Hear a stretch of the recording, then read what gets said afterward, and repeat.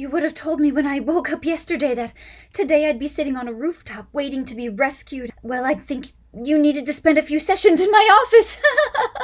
Oh, just like these creatures, they're people in there somewhere, right?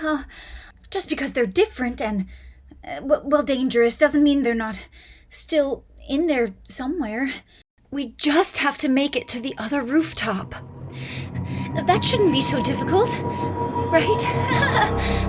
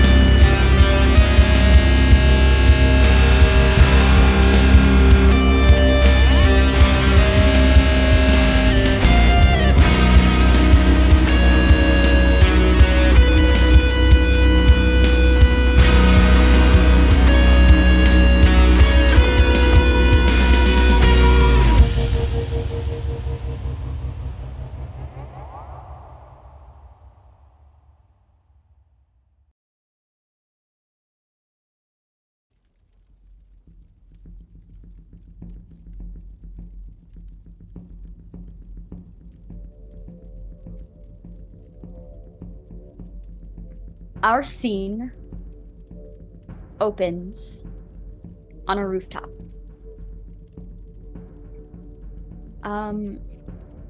Dr. Heather Fields.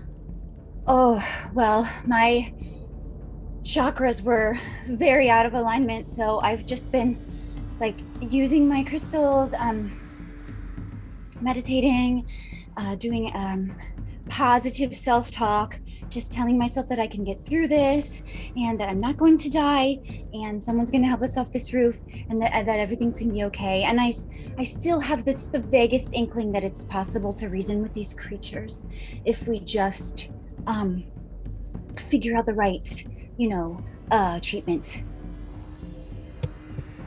And Dewey, what have you been up to?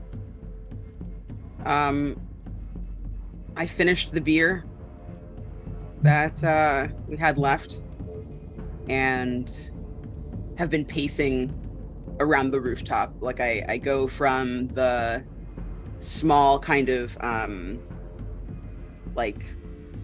garden boxes that are facing the other building, and I kind of look down and I get freaked out. Like I stare too long and I get freaked out, and then I walk over to the front of the building where there's broken glass all over the ground on the bottom there, and I look there for a while and I'm kind of stuck in a loop. Like I'm making this kind of circle around the building, looking in those two spots, kind of reflecting on what's been happening in the last 24 hours. I check on the teenagers, make sure that they're okay. And occasionally I let the thoughts that I'm getting from Heather sneak into my mind of, maybe we can reason with them. I'm a reasonable person, so maybe we can reason with them, but also there's a war kind of inside my head because I know that we tried to reason with someone and that didn't work out. So I'm kind of at a loss for what's going to happen next, and I'm trying to keep an eye and see if Mason gives us any signals. You've waited a few hours. Both of you actually make is it spot listen? Yeah, spot listen roll. I'm gonna give Dewey advantage on it though. I made it with a 27. This is roll under? Yes. Okay. I got a 29 on 47. Okay. Yeah, so both of you happen to hear the door of the rooftop across from you open. Dewey. You see it open, and you watch two people rush out. They seem to be in a hurry. You see Mason is one of them, but he doesn't look over at you. They rush out, and at this point, like, the teens and probably the two of you, like, stand up and are kind of like moving over, to that side to kind of get their attention. But you see them. They rush over, and one of them plops something down, and then you hear music blaring. Loud music that echoes through the streets. One of the teens kind of looks over to you and says, what the fuck are they doing? And then you see one of them takes out a piece of paper, and you kind of see him reading. You see him crumble up the paper and toss it down onto the rooftop. The other one, you watch as he pulls the pin of something that you can only imagine is a grenade of some sort, and he throws it off the roof, on the other side of the building, furthest from you. You hear it go off, and then you hear the loud ringing and honking of car alarms also echoing through the streets.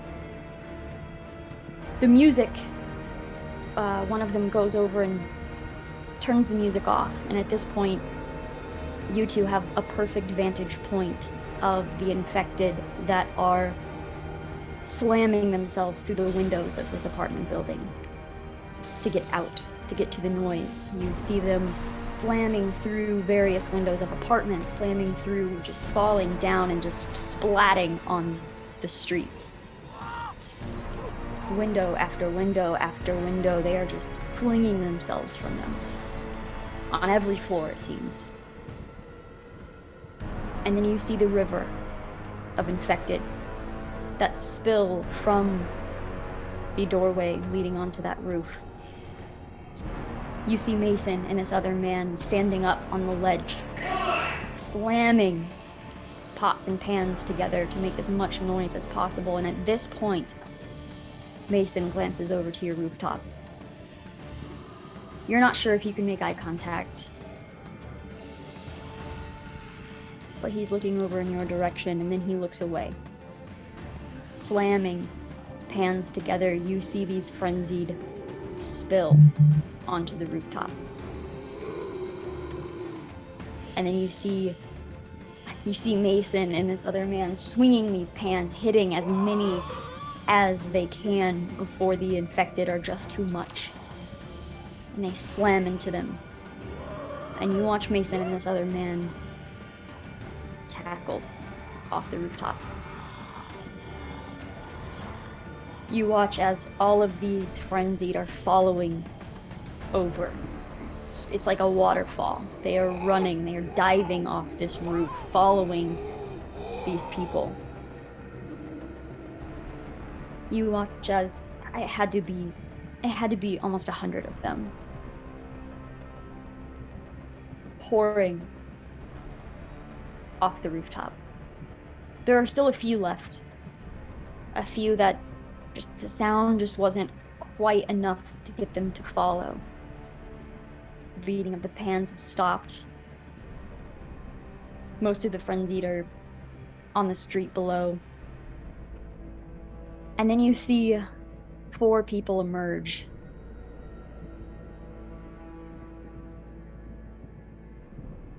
These 4 people are carrying a ladder. And as soon as they cross through this rooftop, we switch over to them. Use the ladder kind of as a shield and like way to gate them, and then anything that got too close or came around or whatever would kind of be just like stabbed or smacked or whatever, meleeed. Yeah, it's like kind of first and foremost like a mobile wall basically. Yeah. And then if we can move that wall to push them off the edge, that would be great. But Yeah. And if you guys can take care of the other stragglers that we don't get with our barricade. Okay. I'm wondering if Darren could go into, leader of people mode. Don't stop to think about what's happening and just move. So first, I would like for Darren to roll whichever one you want, the command or... They're all basically the same, so...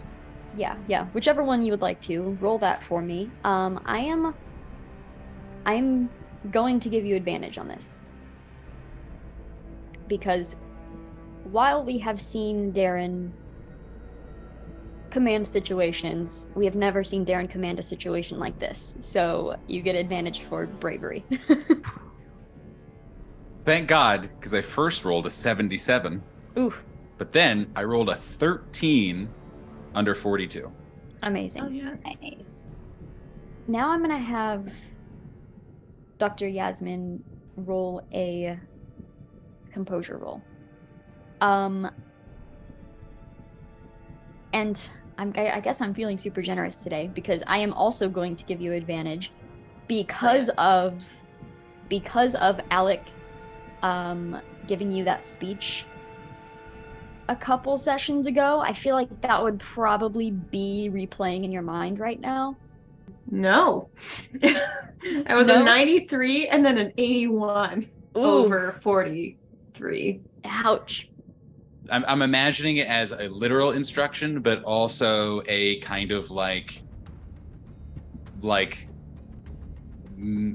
poetic is not the right phrase, but like meaningful one too, of just, keep going, keep going. We can do keep going. We can do this over and over and over again.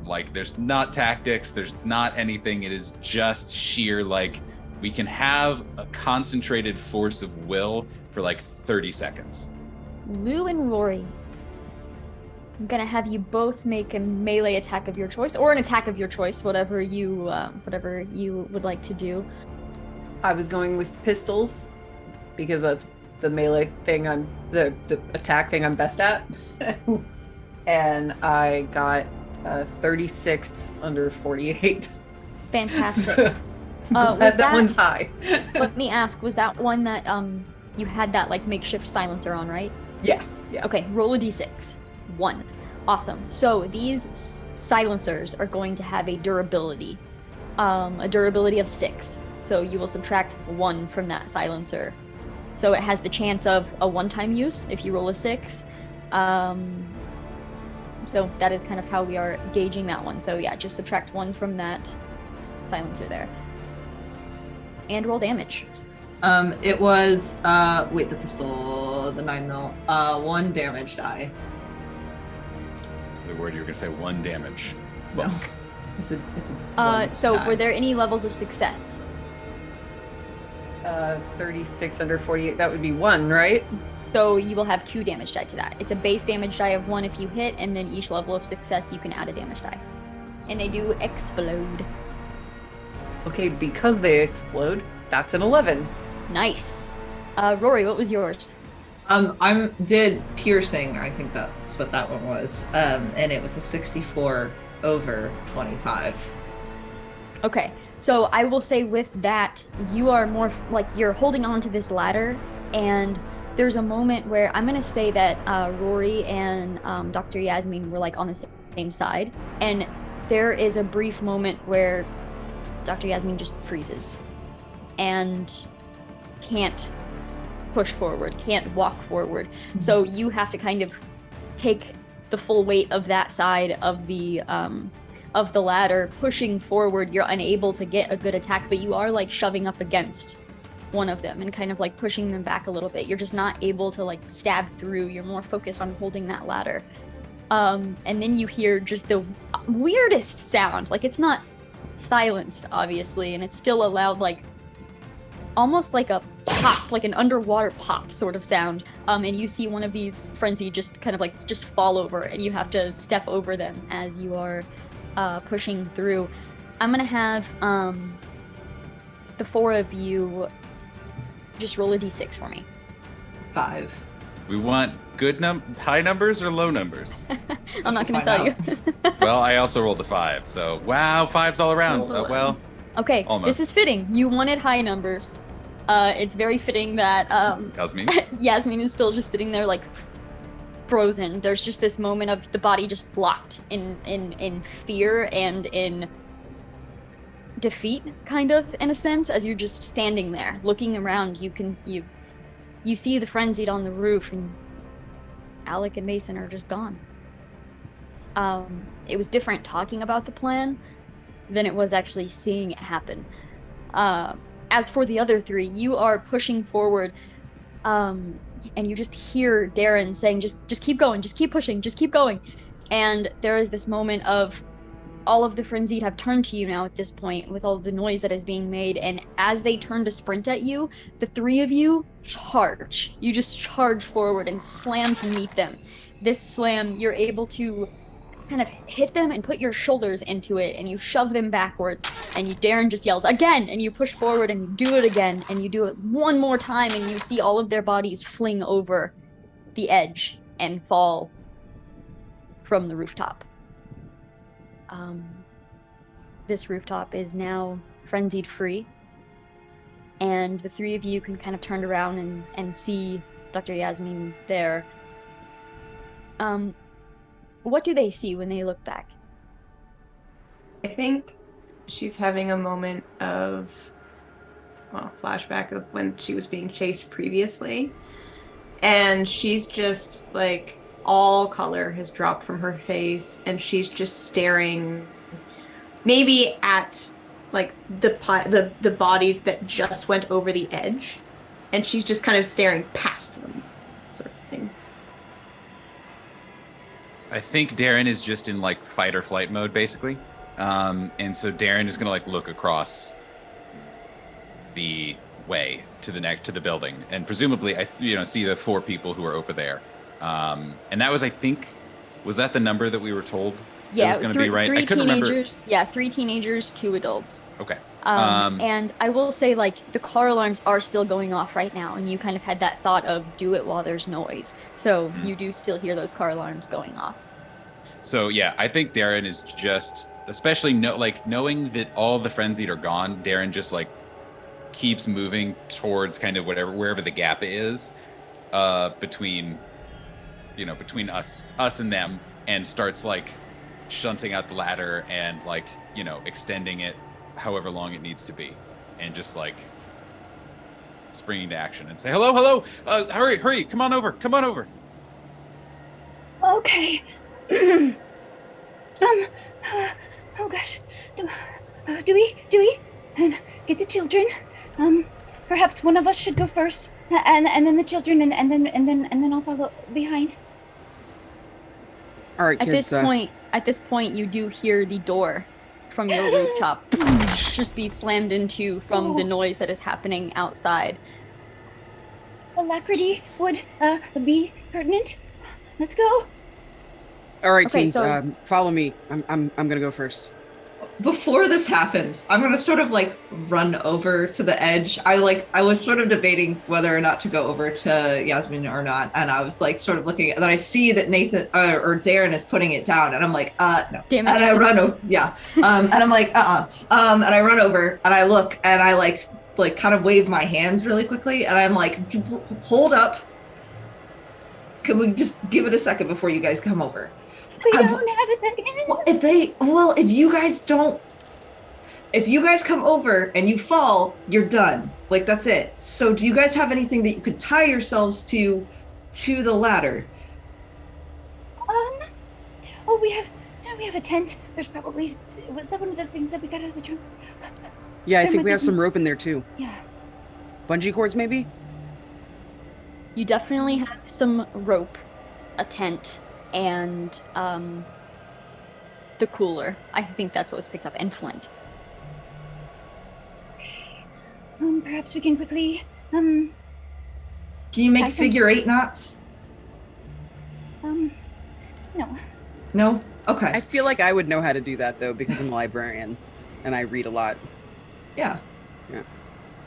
Make figure 8 knots, tie yourself to Shit. Tie yourself to the ladder, I guess. I don't know how this is gonna work. Well, the rungs will block it, so perhaps we just need to throw it the other end to you. Yeah, that's a good idea. Perhaps you can affix it to something. Yeah, I'll fix it to something over here. Okay. Yeah. Okay. So I do that. I kind of knot the rope and make sure that it's nice and secure, and then I throw the other end over to the other rooftop. Quickly. Okay. Yeah, instead of making 1,000 throw rolls, you would be holding onto it, so if you missed, you'd be able to pull it back up and try again. So we'll just... How good is your throw? My throw... 47%.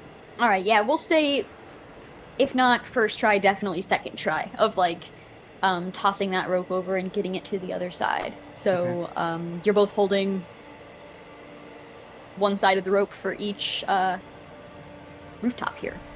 Okay. I kind of take my first few steps out onto this, like, onto these rungs, and I try to just kind of, like, center myself as best as I can. I secretly practice yoga.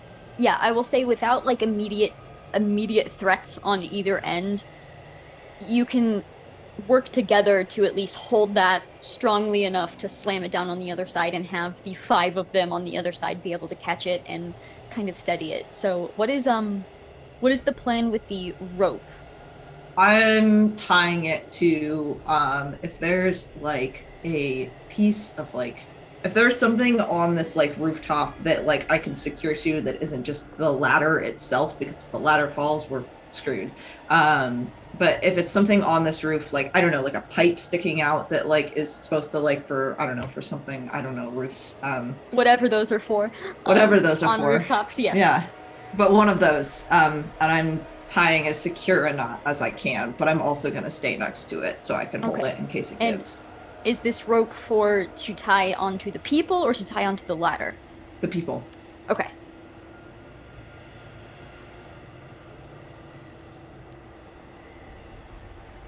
I really hate that pause. That was yeah. Yeah. All right, so Dewey, where are you tying this rope? I'm probably gonna put it around my middle. Okay. Which might sound dangerous, but it's better than dying. So I'm gonna do that. And can I use my balance to try to like walk across this thing balance beam style? Can you? Of course you can. Awesome. First, though, I need you to make a composure roll to do so. Composure. Nope, that's not good. I got an 82. Okay. Out of 31. So you have this moment where you're stepping out onto this ladder, and you think back to just a few minutes ago when you were kind of looking over the edge, and it was just too much. You think about the woman that had flung off of this rooftop just a couple hours ago. You think about Shannon, and you stand and you try to steady yourself, and you feel your knees kind of wobbling a little bit. Now I would like for you to make a balance roll. You are going to add... How many levels of failure was that? For each 10, it's a level of failure. Let's see. 1, 2, 3, 4. Okay, add 3 difficulty die to that. Okay. So that's 3d6. Is there any bonus for us steadying the ladder, perhaps? There's a bonus to the ladder. There's a bonus to the ladder's ability to not slip from the rooftop. Can you remind me how difficulty dice work? Yeah, so you'll roll 3d6 and you'll just add that total to your percentage total that you rolled. Okay. So I'm going to roll my percentage total first. So it doesn't matter because I'm failing. Yeah, I got a 72. Okay. So you take a couple of steps and you feel your knees shake and your foot actually slips off of the ladder itself, and you fall down onto basically like your hands and knees. You're just holding on to the ladder as tight as you can, one leg like dangling down. The rest of you have to kind of steady the ladder to make sure that the ladder doesn't fall as you see this person just like kind of like trembling on the ladder itself. Make another balance roll for me. This one is with 2 damage die, or 2 difficulty die. Can I try to help in any way by saying something encouraging? Sure, what do you say? Dewey, you need to clear your mind. You are not on a ladder. You are on a beautiful mahogany bridge going over a brook, and you can hear the sounds of the birds in the background, and the frogs are mating, and it's springtime, and you don't have a care in the world. You're not on a ladder. You are not in a dire situation. Just clear your mind and focus. Make a calm person roll for me. Okay. Calm person, calm other, something like that. I think calm person is a D&D spell. Pretty sure this is calm other. Others will be. No, I didn't do it. I did very badly. I got a 97. Oof. Dewey hears the words, but it's too late. Dewey's already looking down at the street below them. So, Dewey, what did you roll? I rolled a 72. No. So you watch as they're trying to move forward, just trembling and trembling. The ladder, you're doing great at securing it, keeping it held, but as we go through, the other foot just kind of slips, and there is this moment of, you're not dangling by any means, but you are at a standstill. You are just clinging to the ladder. You can't move. If you move, you'll die, and you just know it, and you're just sitting there in fear. You have 2 options. You can stay there, or you can try to climb back up. Well, I can't stay there. So I guess I climb back up. Okay. Go ahead and make a climb roll. This one, you are going to have advantage on for how steady this ladder is able to be. Yeah, so roll twice, take the better. Sorry, Dewey's backtracking? Is that, No, just climbing back up on, like, trying to get back up on the ladder. Oh, okay. There's this, just this. They're hanging. Oh, no. 47. 47. I already cried once today. I know. Can we? Like, I would probably also try to get out there and grab them, grab their arm. I'm actually, I wonder if Darren would too. Like, in an extremely yes and extremely no Darren move, I think Darren just goes out onto the ladder. Like, hands and knees, it is very unsteady. It is it is not at all like heroic looking. It is just a bummer. Watching his like skinny tech bro ass scoot across this ladder. But like, yeah, he starts like very unsteadily going out. Can I, at this point, seeing this chaos roll to see if Yasmin like snaps out of it so she can help hold the ladder as well? Okay, cool. Can I not use those dice? Bastard. We'd prefer it, in fact. And Heather, seeing this sort of action hero like move happening, stays where she is so that there's not too much weight on the ladder. Classic action hero Darren, as we all know. I'm gonna shove myself closer to the side, and I'm gonna prop my feet against the like ledge of this roof, and I'm just gonna like grab onto the rope to be prepared to like try with all my might to like pull. I love all of these ideas. What was the composure roll? No? It was about time. It was about time for this character. Like, let's be honest. Yeah. Okay, so yeah, you look over and there's just a new terror of like, why are we climbing out on fucking ladders to put ourselves in danger when we're already in enough danger? Like, you're just still just frozen, but for a whole new reason at that point. Yeah. Apparently, Yasmin's just scared of heights. Who knew? Rooftops, new discovery. Darren, let me ask you, for this moment of rare, heroic. Yeah, I don't think it's heroism Acts. even. I think the act might be heroism. I don't know if it's heroic per se. Okay. I'd like to balance very badly. Okay, one moment. I have one more message to send. Oh God, I just rolled the dice. No, don't balance badly. Balance well. I would just like to point out we've probably only been playing for about 40 minutes now, and it's already gone to shit.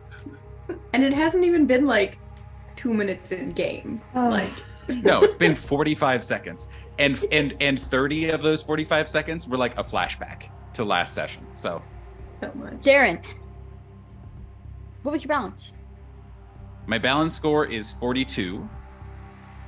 I guess I did pay attention a little bit to the yoga classes because I rolled a 27 under 42.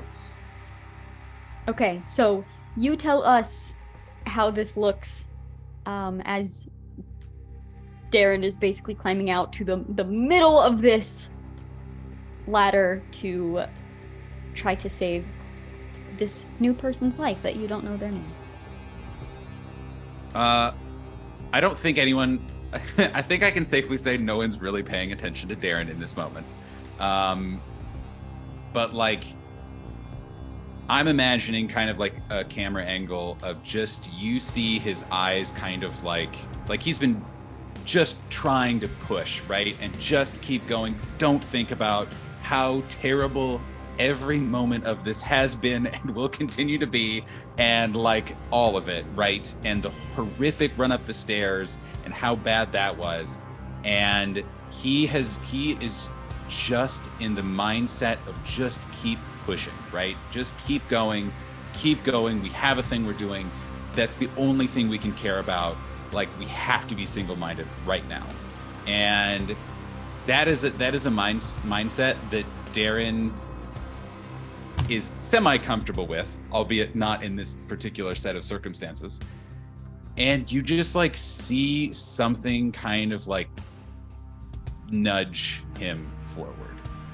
And he sees this person is struggling and is like hanging, and like it's over an alley or whatever. And like, I'm imagining there might be frenzied underneath us, and it's like, a piranha tank basically underneath. And Darren just like doesn't say anything, but just moves forward and starts like semi-shakily, but like with forward movement, goes onto the ladder and starts kind of scooting. Again, it's not fast, it is not graceful, he is not a person who moves regularly, let alone in any sort of high stress situation. But then like gets just close enough, not right above, but like just close enough, and just starts talking to Dewey, and just is like, we're here, everything's gonna be okay, don't worry, just come on, like, we can do this, we got it. And is just like spouting, imagine every feel good, like he has entered a fugue state of like just manager nonsense that is just spewing from his mouth. Manager nonsense from every corporate job you've ever worked is now coming out of Darren's mouth, but said in a real way, right? But in a calm, like, just we have to keep going. Like, it's okay. Come on, like, we'll get you. We'll get everyone safe. Come on, keep going. And is trying to like, he is not someone who's going to be able to really effectively help Dewey. Like, he's not. And he knows that probably, but is just like pleading almost. Even if it doesn't sound like it, is pleading to just like, please keep going, because like we really need you to keep going. We could like emotionally really need you to, please God, keep going. With that, I am going to have Dewey make another composure roll with, even though Dr. Heatherfields failed the roll earlier, you've got Heather talking behind you. You have Darren talking right above you. I'm going to give you a plus 10% for Heather and a plus 10% for Darren. And this is a composure roll for me? Yes. 33 on a 55. Okay. So tell us, in that moment, as these words are like sinking into Dewey's consciousness, basically, I imagine Dewey closes their eyes. What do they think about when they do? So at first, their eyes have been shut now for the last few seconds. The second that they slipped the first time, eyes went shut, hands gripped the ladder, and they started to tremble.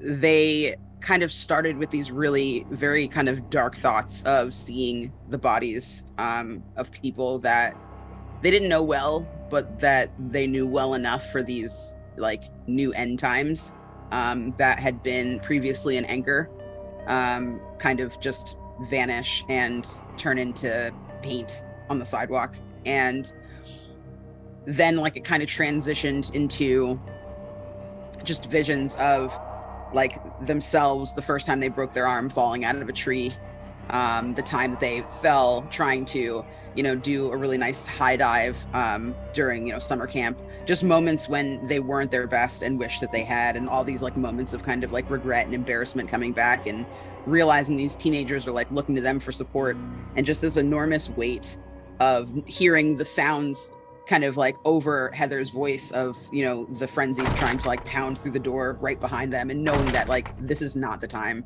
and them just failing to get around it. But hearing Dewey and hearing Heather and trying to kind of like come out on top of these emotions, hearing the teenagers express their concern and their worry, is starting to kind of lift that fog, and they find themselves with a greater sense of determination and recognition that like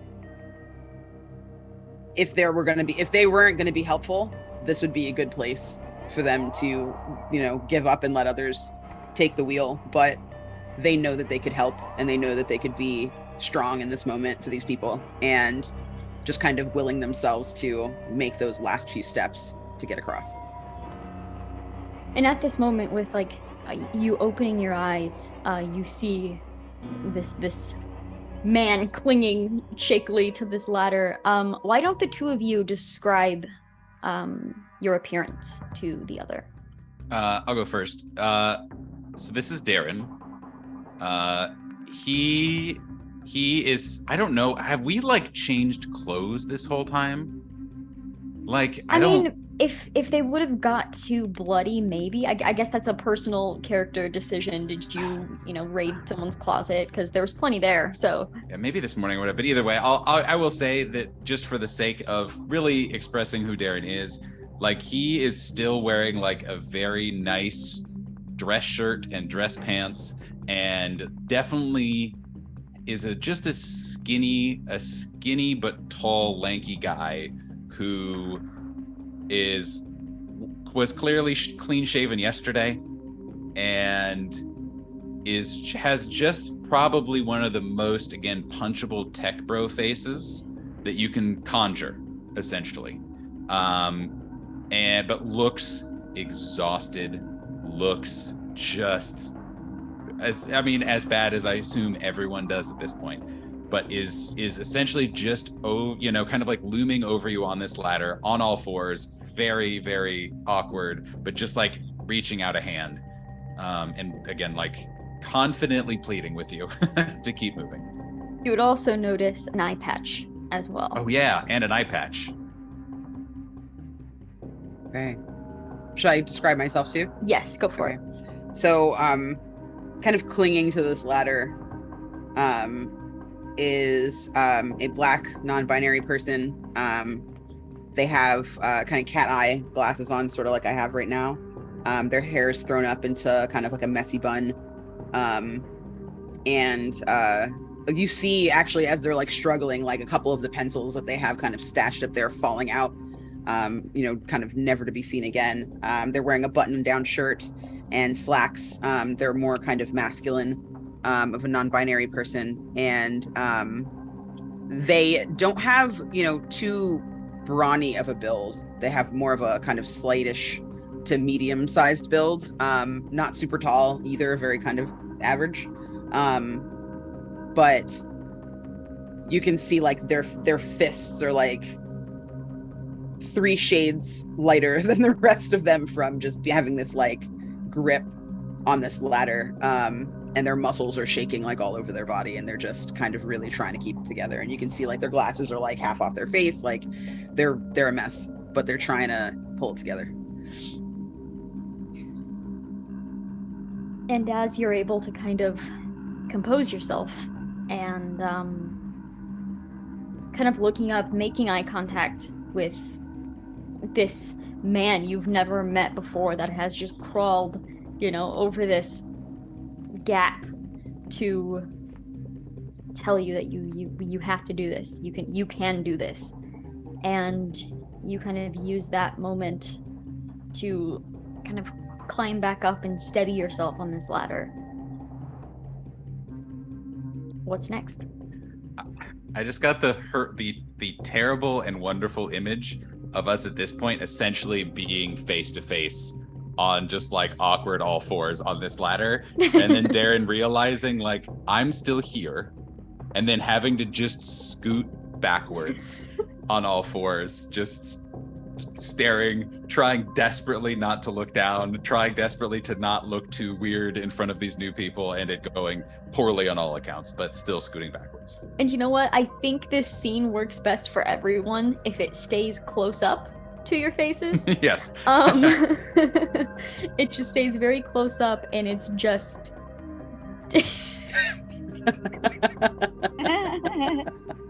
Sweat, bead of sweat. Yes. Oh, not one, many beads.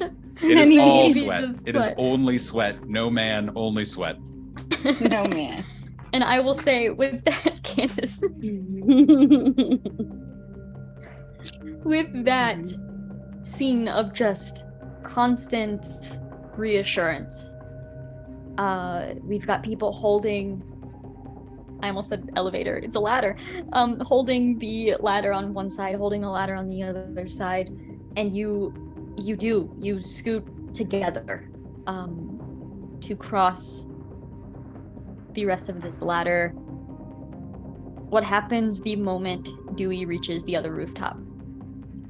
Dewey like stands up, like brushes themselves off, fixes their glasses, looks at Darren, shakes his hand, like grips your hand like too tight, like way too tight, very inappropriately, and just like is shaking your hand and like looking at you and staring in your eyes, like they don't, like their eyes almost don't like leave your eyes for like the first couple of seconds that they're on the other side of the ladder, and then like suddenly they just like let go of your hand, back up, look around kind of wildly, and then throw up in the opposite direction of everybody. Yeah, like hard. This is turned into a beautiful anime moment, basically, where it's like, do you remember that moment? Did anyone else watch Full Metal Alchemist Brotherhood, where there's the very dramatic like manly handshake or whatever between Armstrong and I don't remember the other large beefy husband.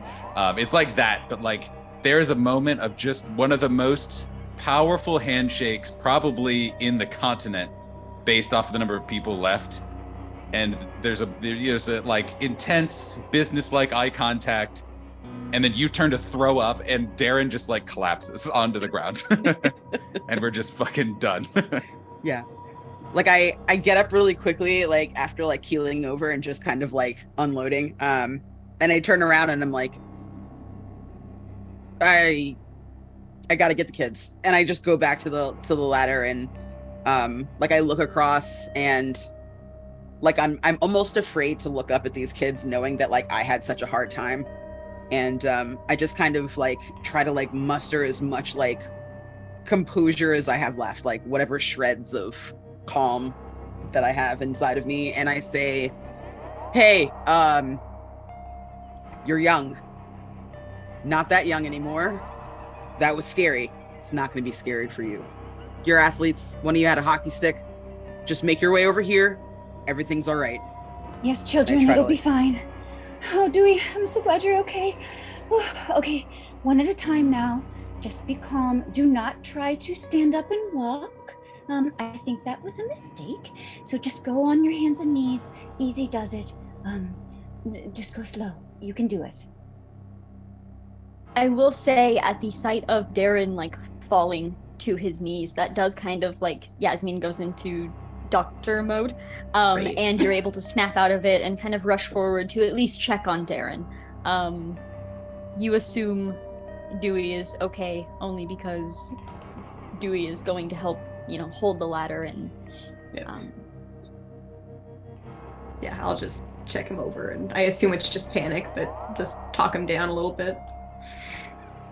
Heather, you hear the sound of more of these frenzied slamming into the door. You hear what you've put to kind of block it scoot ever so slightly.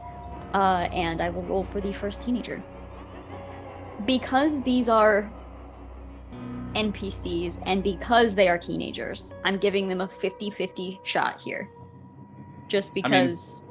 That's literally better than basically all of our percentages. Exactly. So. 100%. Exactly. We're just doing a 50-50 thing. Still I rolled a don't 30. Like I rolled a 30% for this first one. Oh, So- good job, Christopher. Okay, Christopher. I've just named you. I actually think they had names, but I don't know if we ever I said them. was gonna say, did that not come up? That's awesome. It Now might it's have, Christopher. but I don't remember. But so this first person walking across, or not walking across, kind of climbing up and taking your advice and kind of already going down to like hands and knees and sort of just mock climbing this ladder all the way across. You see there's a moment where they look down and think, oh god, and then just kind of continue forward like, shouldn't have done that. I shouldn't have done that. And you just kind of hear mumbling as they're going all the way across. Their arms are like visibly trembling when they get to the other side, and they basically just reach out and just grab Lou, just to like pull themselves off of the ladder, and you just kind of see them like roll down onto the ground, and they're just laying on the floor like breathing heavily once they get to the other side. Lou, not being far off of being a teenager, is just like, dude, you did it. You did it. You totally did it. You totally did it. A thumbs up for a moment, and then like there's this moment of, oh fuck, other people have to do this, and they like sit up to then move over to the roof, and they're just kind of like, you got this, okay, it was easy, it was so easy, it was fine. Wow, jinxing your own NPCs, what a jerk. Okay, come on, we have to hurry. Yeah, you hear the door be slammed into again in a little scoot. You kind of glance back and you do see an arm kind of like coming through and attempting to just push open. I rolled a 23% with this next one. Good job, children. Can yeah. I just retire Darren and play these children? Can They're I just doing be great. a teenager, please? So you see the second one, hearing that, kind of like kickstarts, and they just rush forward, and they're probably going a little faster than you would advise, but they are like just pushing through as fast as they can, almost like one of those things where when you think back, you're like, wow, that was reckless. Why did I do that? I literally could have died. But at the moment, they're just pushing through as fast as they can. They get to the other side, hop down, and then just immediately hug the other teenager that was there. Now you hear the door pushed open even further, and you see one like a half of one of these frenzied beginning to climb and push their way through. You blocked it off pretty well, so. Are the car alarms still going off? They are currently still going Okay. off, yes. I'm gonna position myself to where I can see the door and try to shoot. Although I only have a shotgun on me, so if someone wants to switch out really quickly for a different weapon. I would say Lou's probably still holding the pistol. Okay. Lou, I'm literally not even gonna say anything. I'm just gonna grab the pistol from you, just shove the combat shotgun into your arm, and I'm just gonna go over there. I'm gonna position myself to shoot at anything that starts coming out that door. Are you going to shoot now, or are you going to wait to see if it gets through the door? I'm gonna wait to see it till Okay. if it gets out. Cool. Last teenager looks back, sees this, and is like, kind of looks to Heather like, I don't know if I can. You can do it. It's a video game. It's just a video game. You can do it. kind of glances back at the frenzied pushing through the door again, closes their eyes for a second. You see like a swallow, maybe a little prayer, you're not certain, and then pushes forward. What's this team's name? Before anything bad happens to them? We have Christopher, we have Seamus. Who was the other one? Christopher, Seamus, and Tyler. Tatiana. Oh. Tatiana. Perfect. Didn't like that face. No, that's why I wanted to I ask don't right like then. that. So what chance did I say I was giving them? 50. 50. Carrie. I God rolled damn it. a 51. I knew it! Oh my god. Okay, but we had like 480 survivor points. Can we like throw one at this child? Exactly one survivor Throw point. a survivor. Since I am at the ladder, I'm going to try to just quickly fling my body down straight on the ladder. I have an excellent sense of balance, and put one arm through one side of the rung and another through the other, and just try to grab them so that if I get them, I won't just tip right over. I will have also thrown the rope back, by the way. I didn't say Oh, that because yeah. I was all That's fucked right. up, I'm but just will have I was definitely assuming we were thrown the each rope. tying our waists before we Yeah. go. Okay. Okay. Cool. So Heather, roll what you would like to roll for that. Are you going for balance? Yes. Okay. Okay, I'm going to try. 32. 32. Okay. Yeah, so you fling yourself forward, land on this ladder at the same time that this person slips off of one side, and you can just see them like going to tumble down. And you're able to push over and kind of grab onto them and steady them. They have now grabbed onto the ladder itself, and you hear the door burst open as one of these frenzied slams through, kind of rolls, stands up. Rory, make that firearms roll for me. Thank goodness. Okay, that is a 22 under 35. Whoa, that was close. Mm-hmm. I'm a better shot than you. Cool. So that's still a level of success, right? Yes, that's one level of Yes. success. So roll 2d6. Okay. 5 on one and 4 on the other. Okay. Roll another d6 for the depletion die for the silencer. 4. Oh no. Okay. So Sorry. so that one has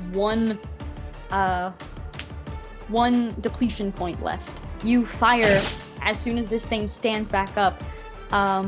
With that level of success, you're probably able to hit this thing in like the neck or the head. As you see it slam into it, you see kind of the spatter upward as the body falls, and then you see a couple more spilling, like beginning to climb over each other through the doorway.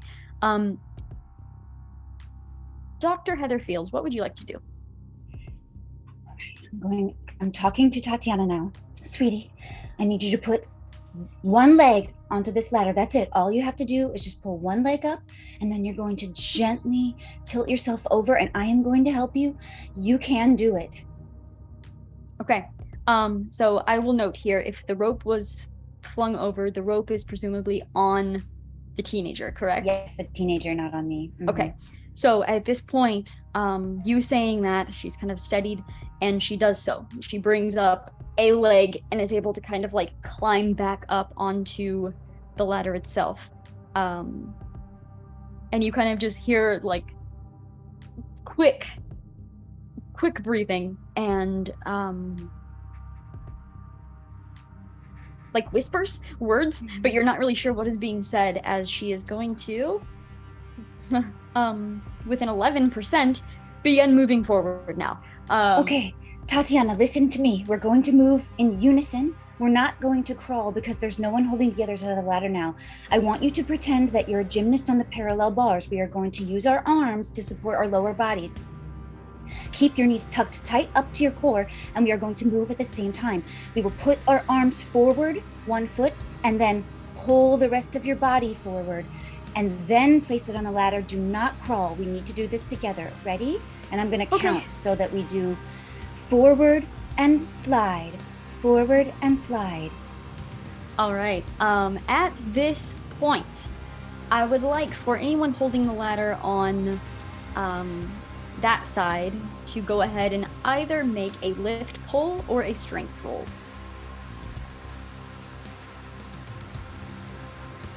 Seeing that it's 2 people now and that Darren is okay, can Yasmin help in any way? She's not very Yes. strong, but like another Yeah, hand. if you would like to, yeah, you can add that to the mix.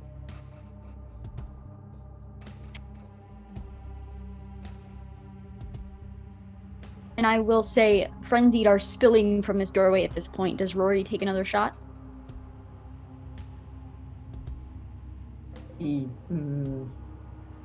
Yes. All right. I got an 8. All right, Rory, make that firearms roll. Okay. As I'm doing it, if the car, I feel like this is a bad idea. As the car alarms are still going off, can I start yelling at them to see if I can attract them towards me and not the ladder? Like, just to see what happens. Like, the idea is to make sure that they're not coming towards the ladder where there is noise, but instead redirect them. And like maybe they'll fall off the side of the building. It's probably not likely, but at least deter them away from the ladder for a moment as I'm trying to make another shot. Yeah. Okay.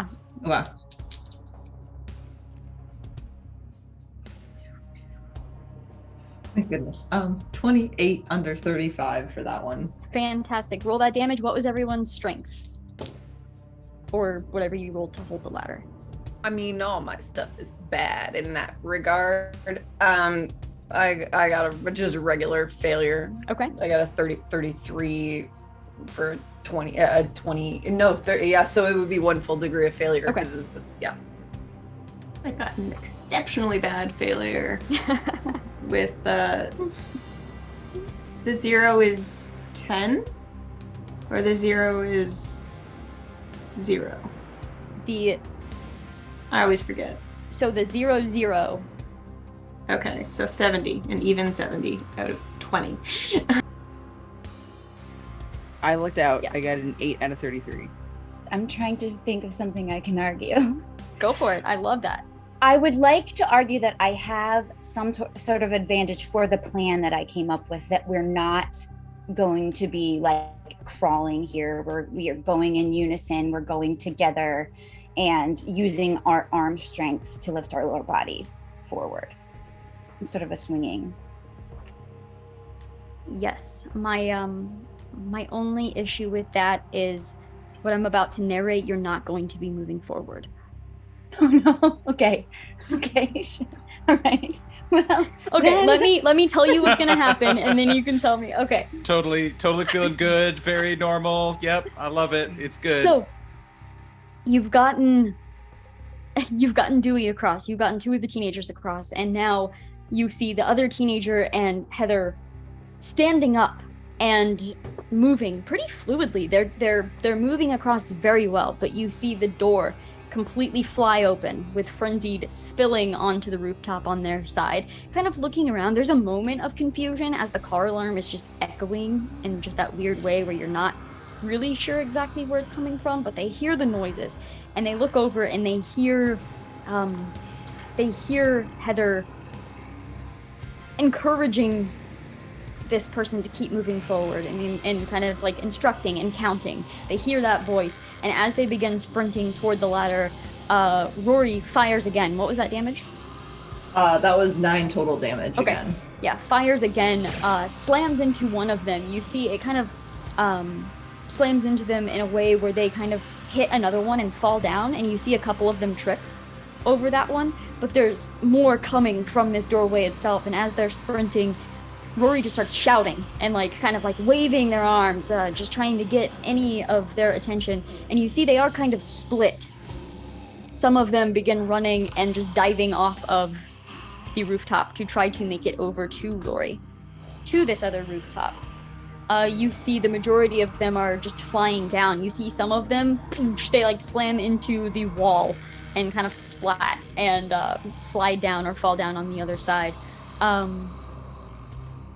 Some of them, though, are moving towards this ladder. You can see there's not an intelligence where they know to like climb on the ladder or anything. Most of them are spilling over, but nobody's holding the ladder on this side. So there is a moment of, as they are beginning to push and try to climb over this ladder, the ladder scoots off and begins falling. Okay, so what I want to do is try my hardest to push Tatiana the rest of the way. And I'm just going to try to like grab myself onto the ladder and hope that they can hold on to the other end. Okay. What would you like to roll for that? I guess it's probably got to be a strength thing. I probably like either like, yeah, it's all the same for all my skills. Lift, pull, jump, grapple are all 23. Heather, I'm making eye contact with you. Okay. And I am like sending you positive vibes. Like you can see it in my eyes that I'm sending you these positive vibes that are like radiating out from my eyeballs into yours. That you can do this and you're good. And we have a lot more to like go through together. Today is not your day. I will say, as this ladder falls off of the rooftop, the whole thing is like beginning to just fall down. It's ripped out of the hands of Dr. Yasmin and Lou, and Dewey kind of is just pushed forward. You brace yourself up against the ladder, you're holding onto it, and you're making direct eye contact with Dr. Heather as it is beginning to fall down. You were able to shove in that brief moment, and you see this other teen like stumble over, not quite fall onto the roof, almost like falling off of the ladder, but there's enough people there that the other teens actually grab onto them and pull them onto the roof as well. Go ahead and make that strength roll. Oh, I thought you were going to give me a bonus. Do it. Is she falling on the side with the fire escapes? Can I scream to the people around me, like, get the rope off of her, throw it down, get the rope off of her now? Yeah, as this is happening, they're hurrying to get the rope off, but this is all, I mean, it's all falling so fast. Okay. So it's falling. Heather is looking in Dewey's eyes and keeping contact and just trying to hold on. And there's a moment when you think she's got it. But then she sees that Dewey is going to fall with her if she doesn't let go. So she begins to fall backward, and as she does, she rips this crystal necklace that she has and throws it up to Dewey. It's a fluorite crystal, and she just says, "You did well. I have a feeling you're going to need that."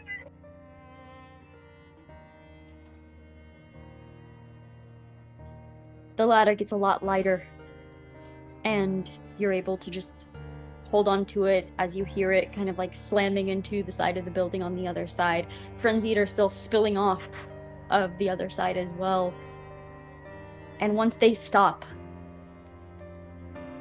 it falls mostly silent. The car alarms are still going off, but they've been going off for so long that you're kind of able to zone them out at this point, and the rooftop falls quiet.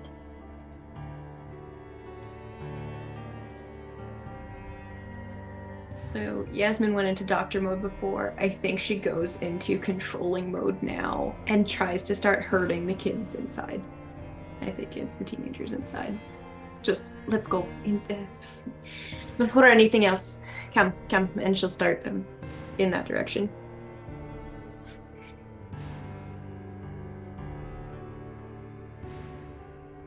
Dewey is still holding the ladder. And they've got like one hand on the necklace and they're just kind of frozen.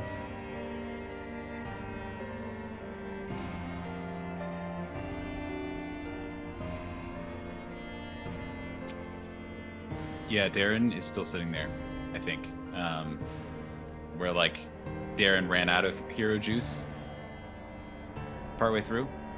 And then like even if he wasn't watching, heard obviously what happened and is like still sitting there, but now his eyes are wide and is just dealing. Lou is sitting there, not dealing.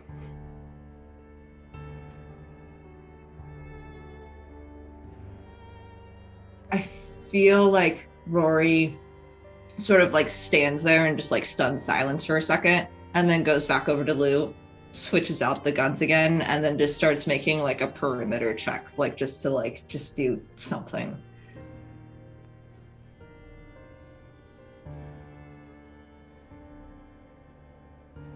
If I got to the door with the kids, assuming they came with me, and the rest were not there, I would shoo them downstairs and go and grab Darren and Lou, who are like fallen over, and our new friend who is like leaning over with a ladder, and try to help the three of us help pull it up.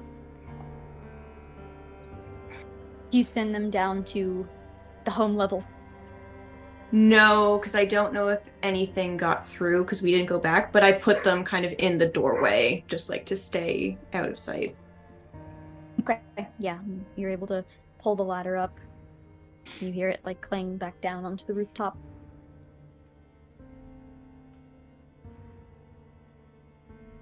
Dewey kind of shakes themselves out of it, like feeling everybody kind of moving around them, and like hearing the doctor's voice, kind of adjusts their glasses and tries to kind of like compose themselves. So they put the necklace on, and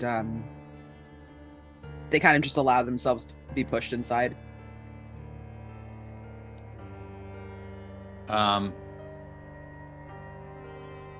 think Darren doesn't put up a fight. You know, it helps. Walks around, kind of allows himself to be pushed around in a productive way. But before Yasmin kind of does the final kind of like shepherding of everyone back down, he would just say, one moment. It's okay. I'm okay. Just one second." And he goes back out onto the roof. Potentially by himself, whatever. Again, he's not happy, but it doesn't seem like, I don't know, unhinged or, whatever, or needing to be watched. I guess I'll just put it that way. And Darren goes over to the area where there's still chalk writing of, help, SOS, whatever it was, with yesterday's date, and just kind of wipes off the date and writes a new one, and then goes to join everyone else. Yeah, I was gonna say that I wouldn't have wanted to go straight inside either, so I probably wouldn't have like helped you erase the date, that I would have sat there with you while you were doing that, just not even talking. Mm-hmm. Yep. Darren is, and when you go inside, I'd go inside with you. Yeah, Darren would be not necessarily outwardly, but like is very welcoming of your presence there. And as you head in and the rooftop door closes, the scene kind of fades. Going down to the first floor of apartments. You do see one main lobby floor below you as well, but making it down to this first floor, this seems to be the most fortified floor. Every window is boarded up, and if the window's not boarded up, the door to the entire apartment is boarded up, so you can't even go in. So it makes it pretty dark down here with just little rays of sunlight coming through, but once you're down here long enough, your eyes are adjusting. You see tables brought out into the hallway. A lot of them have various supplies on them. You see weapons, you see guns, you see various melee weapons. You see medical supplies. You see one table is full of like all the random food that they could kind of find and throw together. And then you see quite a few tables are pushed up against the fire escape window at the end of the hallway and basically nailed there. Some sort of quick barricade that was made for that. You see plenty of different levels of blood stains in the hallway itself. Drag marks, blood spattered on certain parts of the walls. And every door that is not boarded up currently is open. There's kind of been enough rooms in here for everybody to kind of have their own space. And as you stand down here, it is silent, all except for the occasional word from the doctor as she is kind of checking everybody over. The scene is yours. I will note you don't find any bites on anyone. Great. Since I'm all up in your space, Dr. Yasmin Khan introduces herself. She has a subdued Turkish accent, wears a headscarf that has probably dirt or blood or whatever that she's tried to keep clean, and is dressed relatively conservatively. You can see her hands are very strong, but she's a slight kind of middle-aged-ish woman, and with kind of tanned skin, shortish, and she's just very methodical, asking you like, have you been able to be eating? Have you been drinking water? Have you, injured yourself while you were trying to cross the the ladder or anything like that? And just kind of running through the laundry list of questions that she would ask a patient to check in after an incident.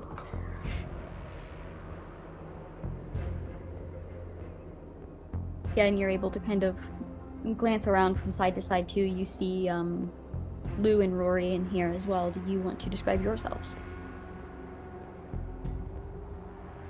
Yeah, I can go. Rory is a very small but like toned individual. They're wearing like a mechanic shirt, heavily tattooed skin. Their hair looks like it had been previously like dyed, but they have not kept it up at any point. So it's like just like this weird sort of like greenish yellow color at the very end with like very visible like hair, like what their like brown hair coming from where it had not been dyed and was growing. Sloped shoulders, a very visible Adam's apple, thick eyebrows, very tired looking eyes. They look kind of just like they're a little just like upset all the time is really the best way to describe it. But yeah, that's them. Standing over, probably not terribly far from Rory, is Lou, who is also a very slight individual. We have a lot of very small people. Is also a very slight individual. Blonde hair, hoodie, like just early 20s, just looks like, a kid you would see at a concert. Tall, but not as tall as Darren. Just kind of slumped, kind of shrugged up against a wall.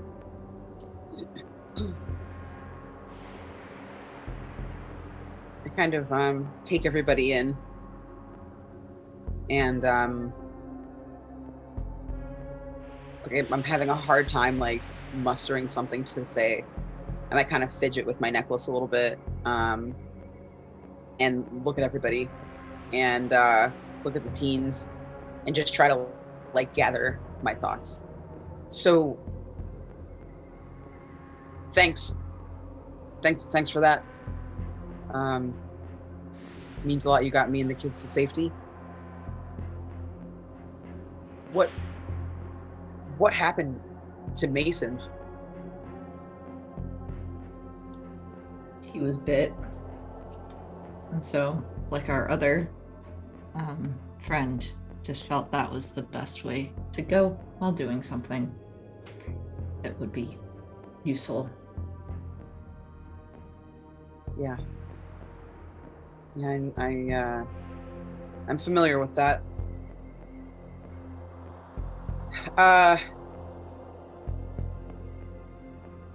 Did you know him well? Were you all friends? Was he new, like I am? Fairly new. None of us knew each other before this. We were all at a gas station. We've all known each other for like a day. A day. We met Mason when we ran in here. Okay. None of you were close. Can I see his things? I know it sounds weird, but like, it's only been a day. I've known him for a few hours, but he's the person I'm closest to here other than the kids. Maybe if we set up where he was. His apartment? Yeah. Okay. It's on this floor, right? It's the one with all the... Okay. We took all that out. Did we? I think so, because I was Yeah, trying to- that was all has on been like the taken out, tables in the yes. hallway. Oh, That we yeah. definitely took all that out. Okay. Mhm. I'll sort of walk towards the door, and if anyone wants to follow, I will go over to Mason's apartment and open up the door. I won't enter, but I will just leave the door open. Kind of glancing in, you see most of the furniture has been moved to block windows, to kind of be destroyed to make more wood. But you see a pretty bare apartment otherwise. Even if there was furniture in here, there's not much personality in this apartment.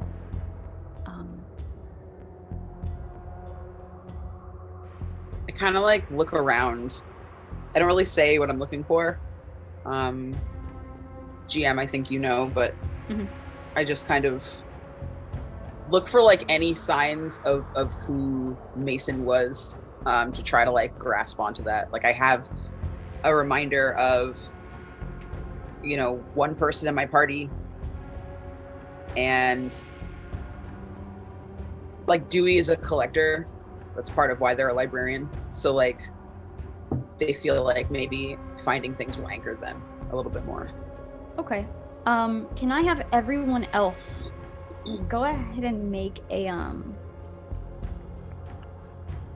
detect motives roll for me?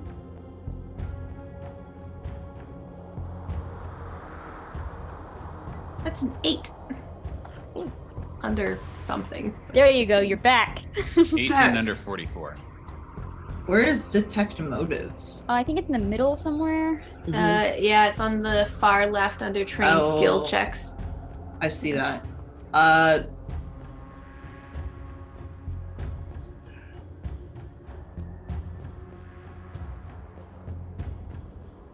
19 under. Wait, was it? Yeah, 19 under.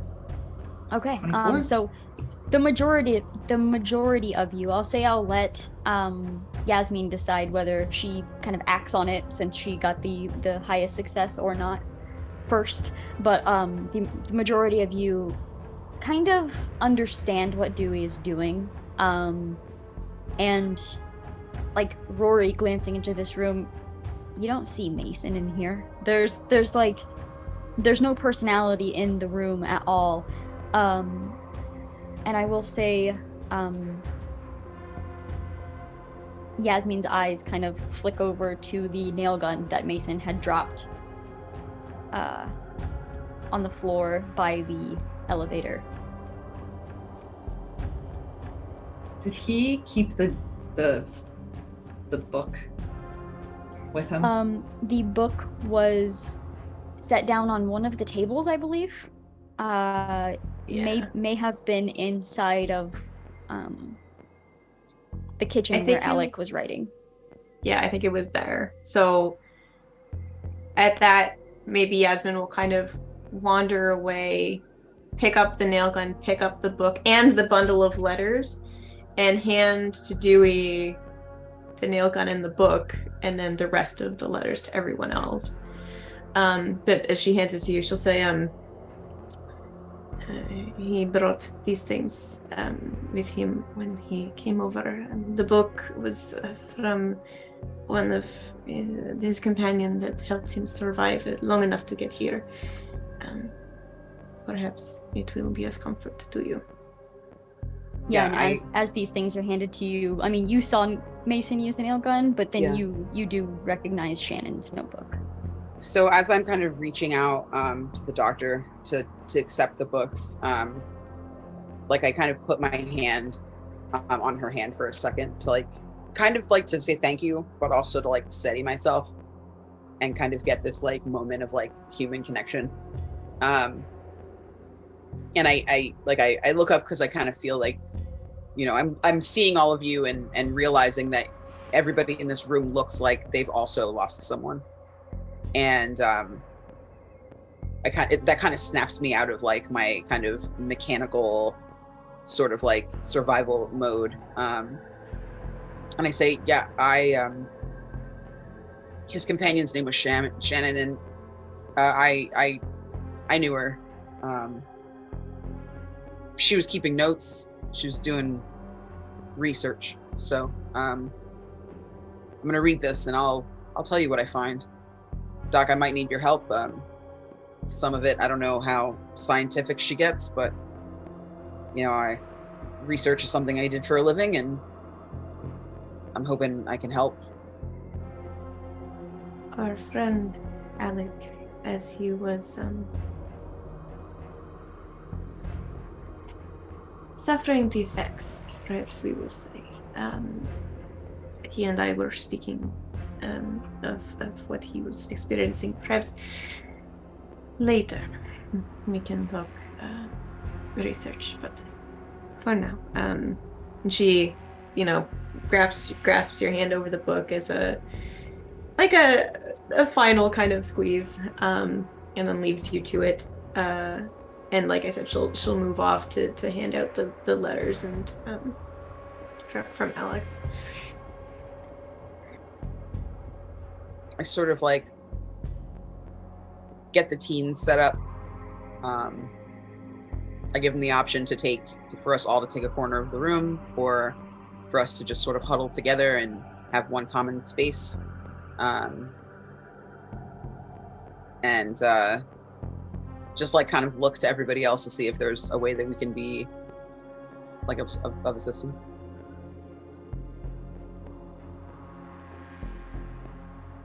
So you're wanting to kind of look through Shannon's notebook? Okay.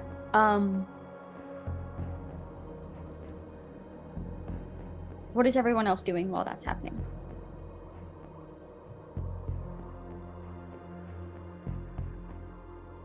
I am still slumped against the same wall, but I have slid down to sit down. And I probably pulled, like, I've had it in my pocket the whole time. I have a pocket watch, and I've probably pulled that out, and I'm probably just crying at this point.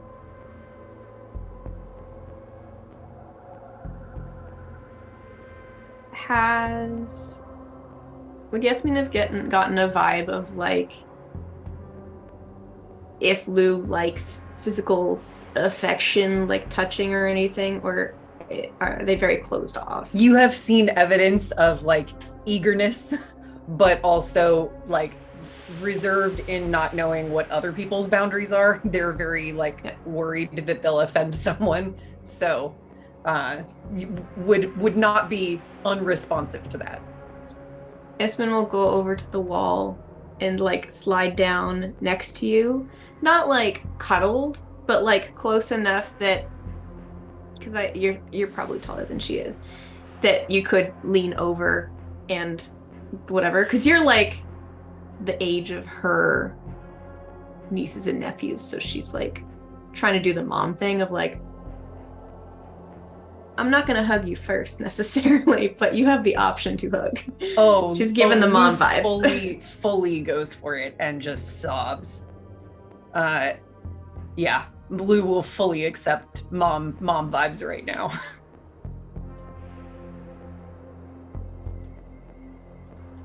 Are the car alarms still going off? There's a moment where you kind of sit and try to focus on them, and you're not hearing them anymore. Okay. Regardless, I guess. I think I would go over. Are there any? If there's a window that I can sort of look out of, that's facing towards where the car alarms are going off, I think what Rory is trying to do is just trying to see what sort of commotion it's caused and what it's drawn, mostly just given the fact that they're still on edge for the one creature. Absolutely. Yeah, easy enough looking out. You see it has not cleared the streets on the other side, but definitely a lot less on that side. You do see just a huge amount in the parking lot out that other side. It seems like the cars have been smashed to the point where the alarms aren't going off anymore. So you see just plenty around there, and most of them are currently now just standing like they forgot what they were doing. But it did draw a lot toward that area. Okay. I think they are gonna sort of just like lean themselves up against that window and just dead just watch the entire time, just sort of to see what happens. Mostly because they're just trying to make themselves useful in some way that isn't just like, let me go upstairs and like kill the rest of these undead that are up there. So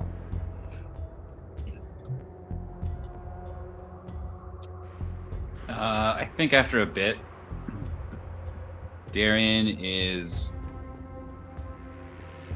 of a lot of minds of what he'd like to do and what he feels like compelled to do, but sees that everyone is going through their own stuff, obviously, in the moment. And so he eventually just kind of slips off to the side again, as he's done a few times, finds an empty room, whatever, and he just starts like repeating, maybe even a little out loud, but not probably even loud enough for anyone else to hear unless they like go in. Just like, you did the best you could. You did the best you could. It's not your fault. It's not your fault. You did the best you could. And just over and over, like that message over and over.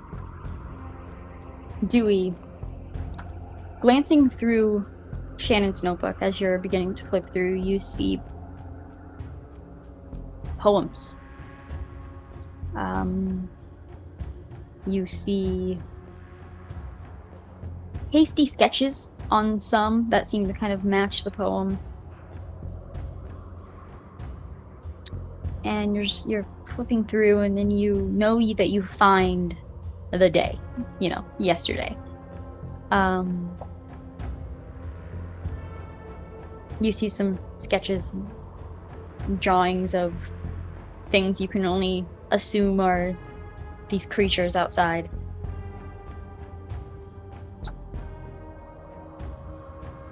You see a sketch of the church.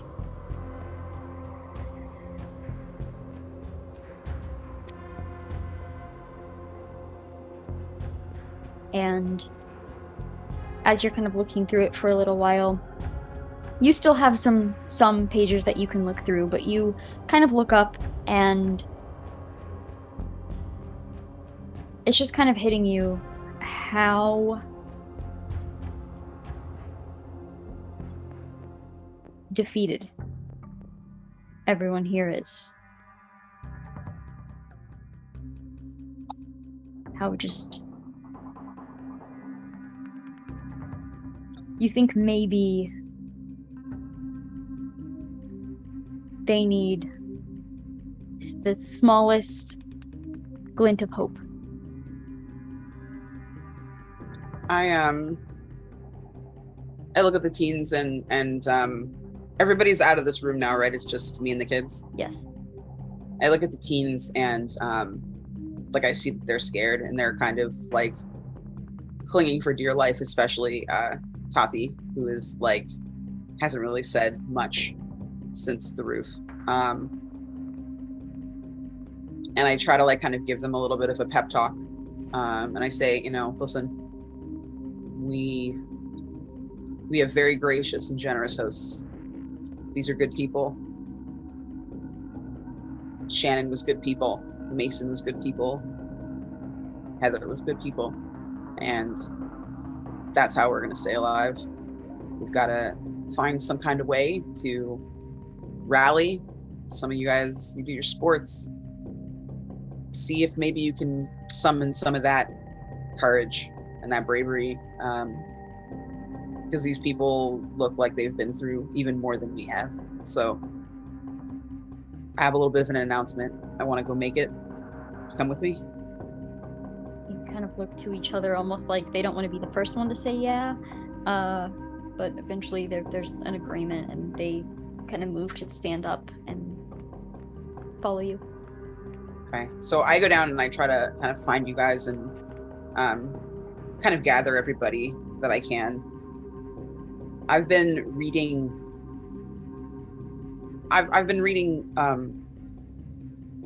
Shannon's book here, her diary, her journal. And when we met Shannon and Mason, it was out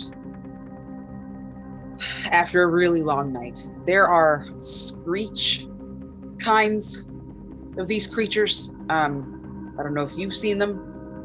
They roar, and like I see like the looks of recognition and kind of a little bit of horror.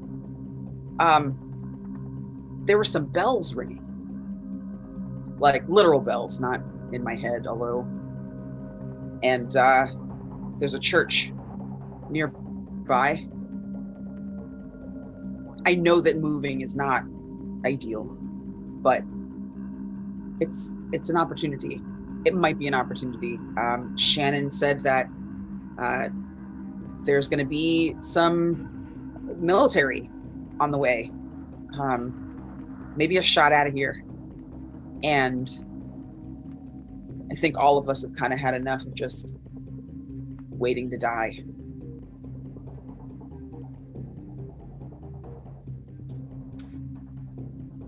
We had a few of us had gone into the city to go pick up weapons. And we were driving back that night and we had heard those bells.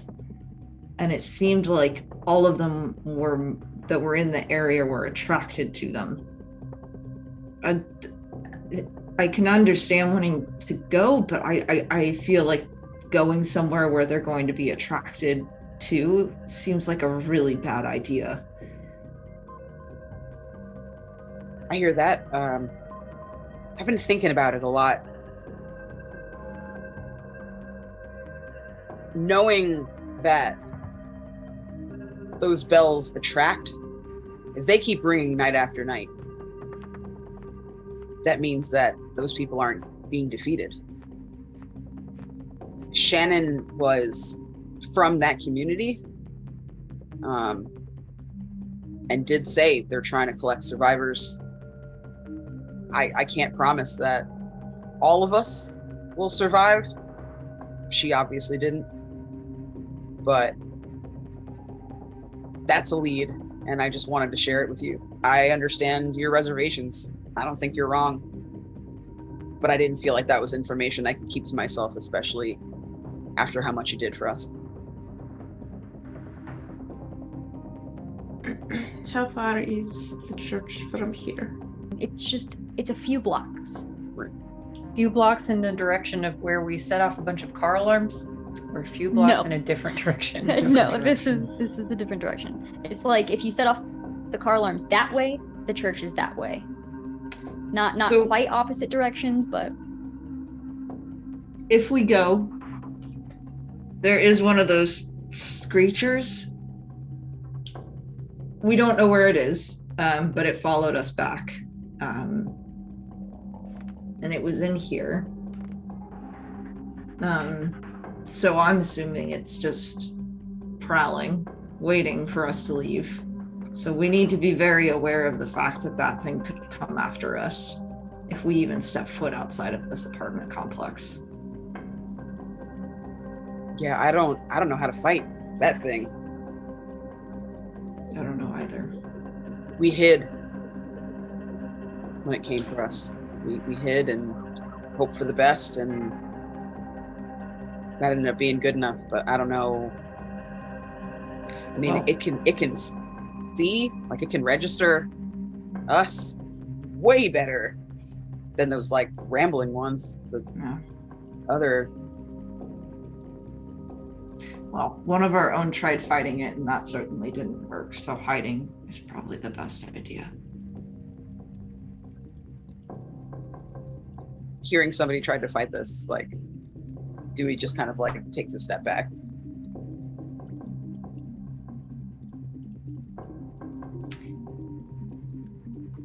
We have 1, 2, 3, 4. I believe 3 or 4 other weapons that could be handed out amongst everybody.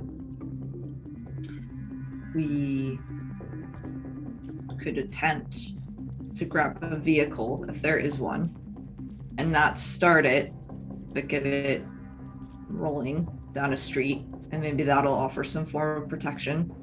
If not, we go on foot, but it might take a little bit longer, even if it is a few blocks, because I can only assume this place is riddled wherever we go. But I also don't like staying here. We're just sitting ducks. Have y'all thought about the sewers? This city has sewers underneath it that run in the same directions probably as the streets. I wish I had my papers. We've got microfiche and stuff of the blueprints of the town and the city and this whole layout, but it's not worth it trying to go back there and getting them. I don't know if any of you guys know anything regarding that, but maybe we could go underground? I don't know. We could try. Would it be worth the risk to send someone else to scout?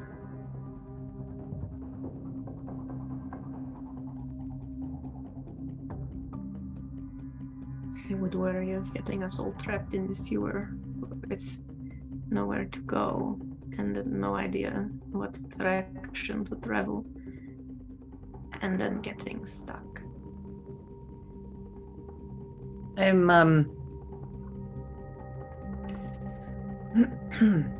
may or may not have allegedly done some things which I would be able to I can scout.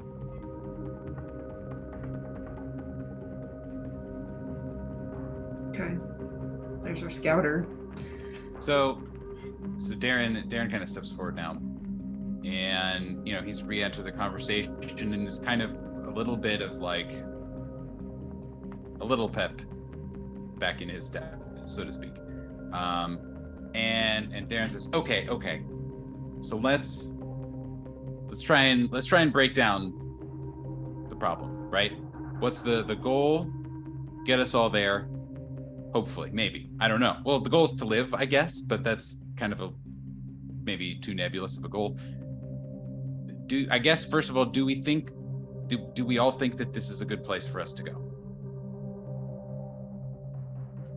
I mean, I don't want to be here anymore. And I mean, sewers sound like not a bad idea. I've used some less than legit ways to get into some places, so I think we could probably do it. Yeah, I am down for any place that isn't here at this point. And I suppose we can attempt to try and make our way to that church. More people is better. Yeah. Carrie, I have a question. So the perilousness of the ladder maneuver that we did earlier, was that exacerbated or because of the kind of like pressure that we were under, in that like obviously like doors were being broken down, it was a high intensity moment, we weren't able to like go nice and slow and that sort of thing? Or was it just like going across any gap between buildings is gonna be rough, just with the nature of the ladder contraption? A little bit of both, yes. I will say, if that is something you wanted to attempt again, you have supplies and materials to make that less dangerous. All you had before was a ladder and a rope, but if you wanted to make some harnesses, or like you had that good idea with that rope there, making various harnesses, maybe harnesses that are woven into the ladder as some sort of, like climbing gear in a sense. You have plenty of supplies at your disposal now to where, thinking about it, it could work. It's not like 100% chance or anything, but it could work just as well as the sewers.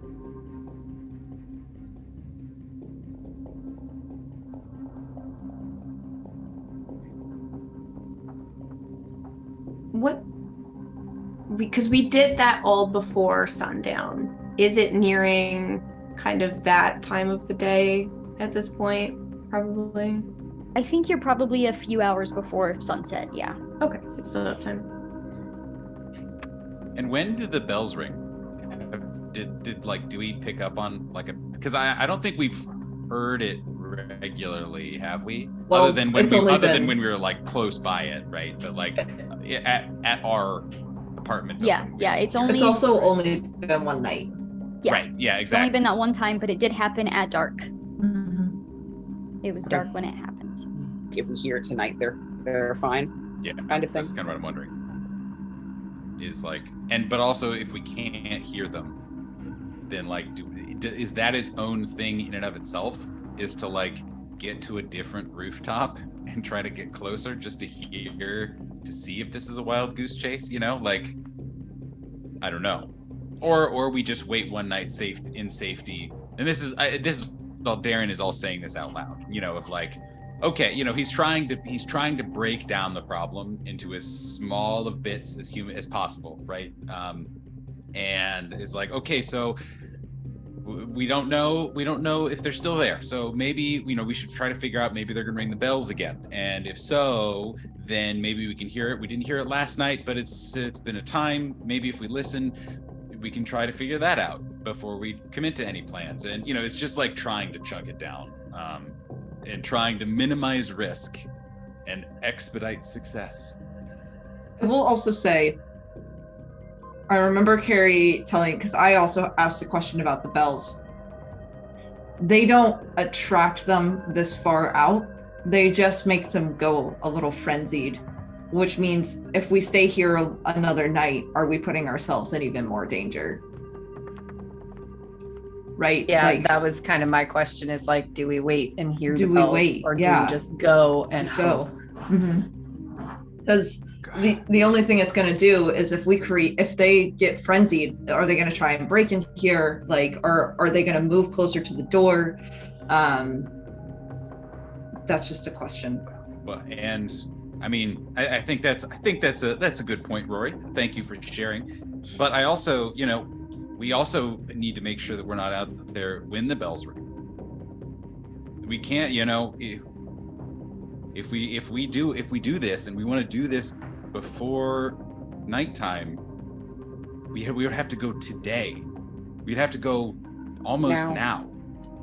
I'm gonna stand up and walk into whatever apartment I was sleeping in the previous time, and I from all of my hunting in the very early game, would grab whatever energy drinks and Pop-Tarts I have collected I will grab one, like all those. I will shove everything in all of my pockets while this conversation is occurring.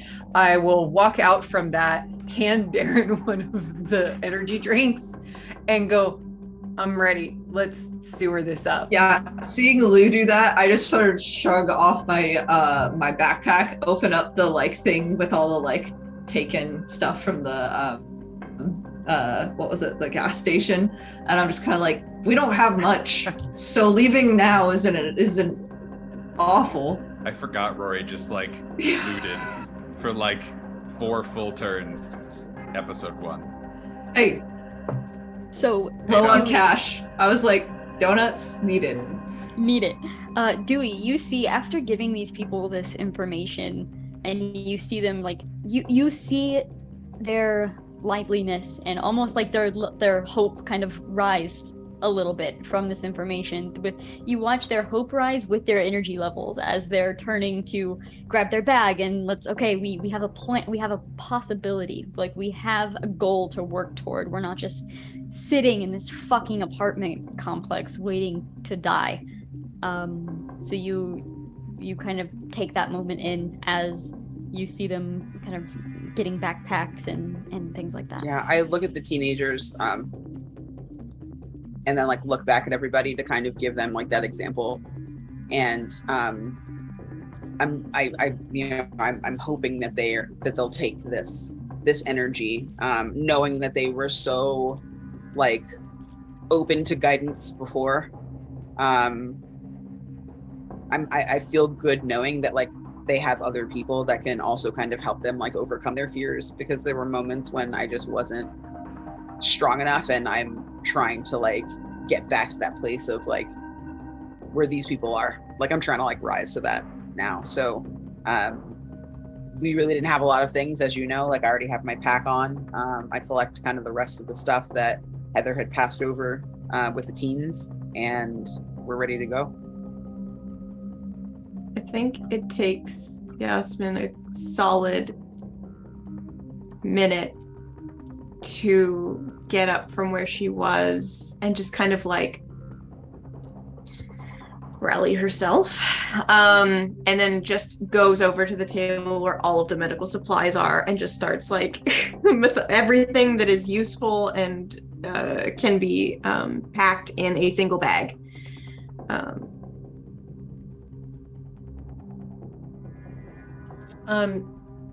Quick weird question, maybe not that weird.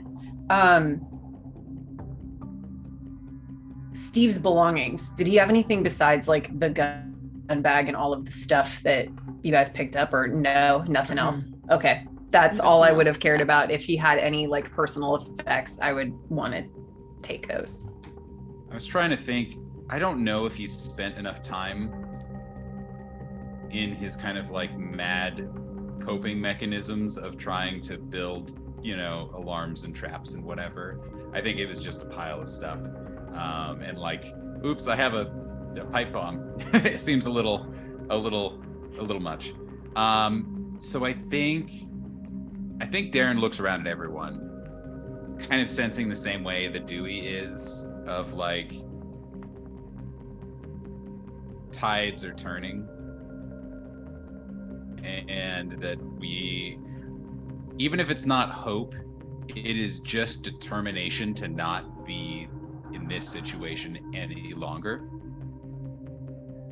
I think Darren, as we're all getting ready and he's, helping shovel stuff, he cracks open the energy drink that Lou handed him, and he takes a truly unhealthy swig, and he says, he just kind of looks around at everybody and just says,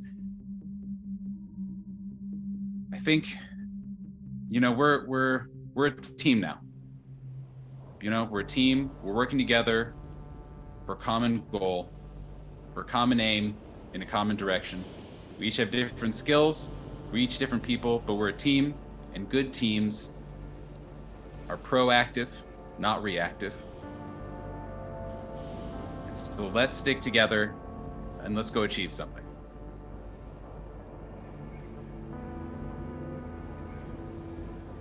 Okay. You know, Darren, I'm if gonna we get see to you this do that, church- and I'm gonna. Oh, go ahead. Oh, Go ahead. if we get to this church, you should absolutely apply to be like a priest or something, because I feel like you'd be a great motivator in that sense. You would know, Darren, that is not nearly enough money. A post or pre-apocalypse. Darren's like, that would be such a pay cut. No, thank you. Yeah, right. Like maybe motivational speaker. Yeah. But like, no thanks. He's gonna pivot this into a memoir certainly, but like. Yeah, I hearing your speech and kind of the drive of let's get the hell out of here and all of that. Yeah. I kind of give you the like Nicolas Cage Gone in 60 Seconds, like, let's do this.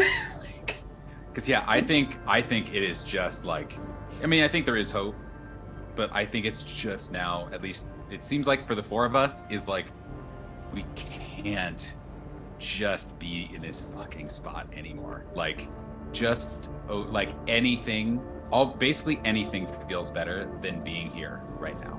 I, at least speaking in terms of Darren is a person who likes aims and goals and in teamwork and all that good stuff, and is like, cool, we have an objective, and we as a group can move towards that objective.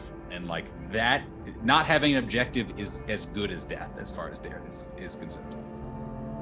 You know, if we're worried about this whatever that creature was or is, staying out of sight is most important.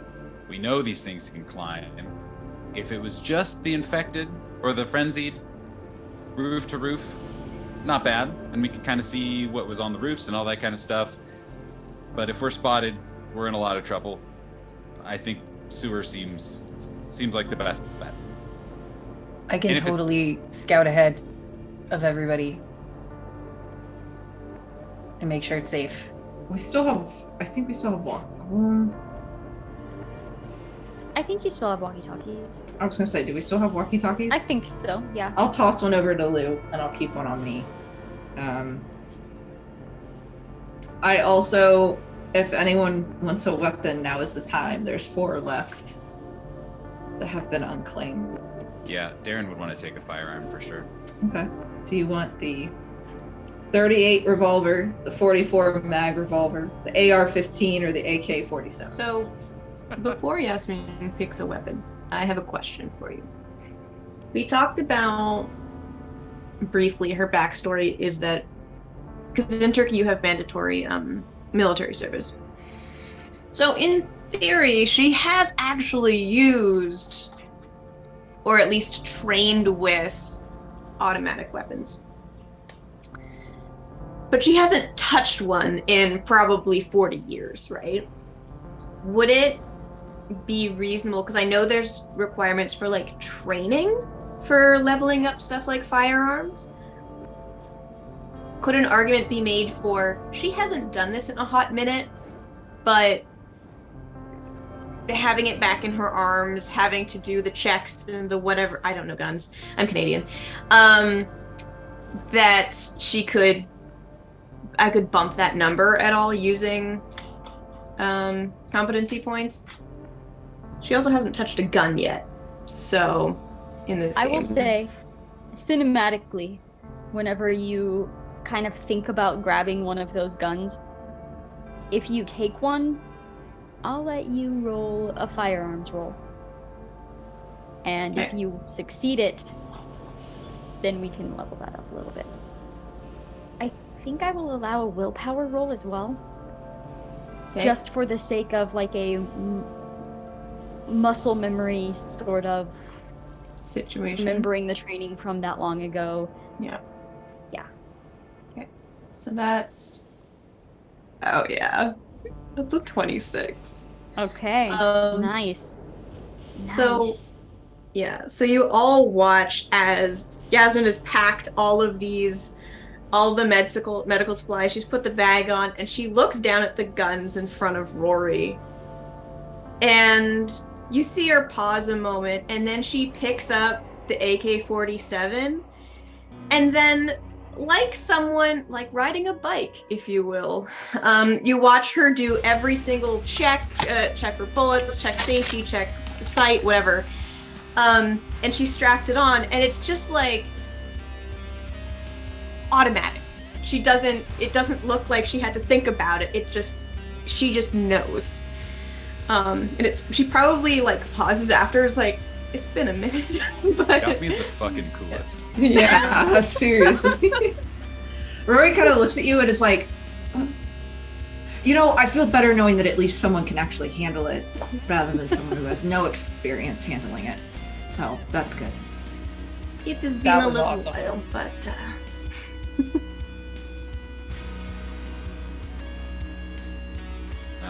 I'll take. Darren can take like a pistol. If there's another pistol, especially if we can silence it. So what's everybody have in terms of weapons? Dewey has the 44 Magnum. Badass. I love that. And a lead pipe. And I have a nail gun. Well, my it's God. empty. I will Yeah. full disclosure, it's empty. But that was like Darren's or Okay, not good. Darren, Okay. Mason's like signature weapon. Yeah, so that's So- just for my heart then. Yeah. Does Darren have a melee weapon? I think. I mean, is it going to be useful? No, but I think he would have one just because it's like, why not? Like Okay. this is all mad dash. So Darren Grab would off definitely be of the things. opinion of everyone should have at least one thing.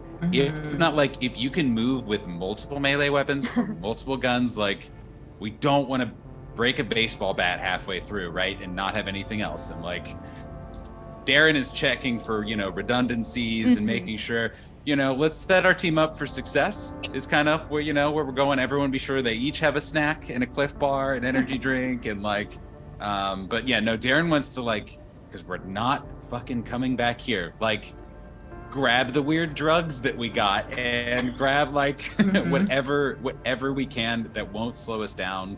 Like, do not leave it if we can help it. So on that note, Darren, do you kind of glance over and you see your good old friend the slingshot. Do you take it? Yes. Okay. Darren for sure takes it. Like, And then what melee weapon would you like to have? God, what is Darren conceptually? Darren in a melee weapon. It could be Like, something as simple as like a screwdriver just for like stabbing at close contact. There are knives. I think he would take like if there was, well, because would they be like kitchen knives basically? Yeah. So like that feels dangerous to just like tuck in a jean. Yeah. Yeah, like I think he would take a screwdriver. Actually what he would do is he would take a screwdriver and he would take a wrench if there was like a wrench around, preferably a large-ish one. BioShock style.